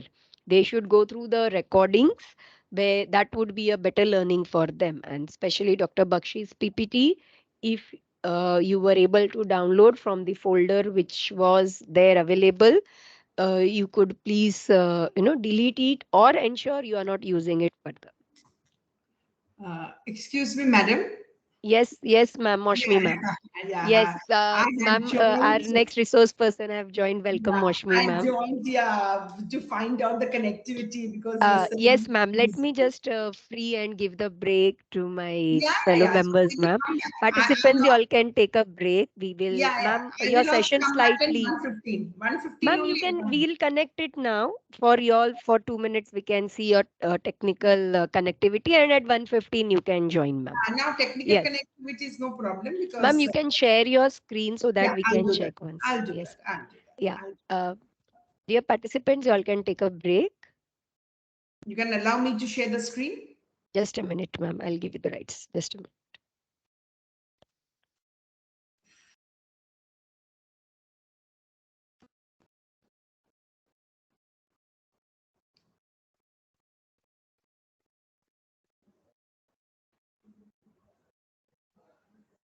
Ma'am, I guess I have given you the Yeah, rights. If you can yeah, please see. yeah.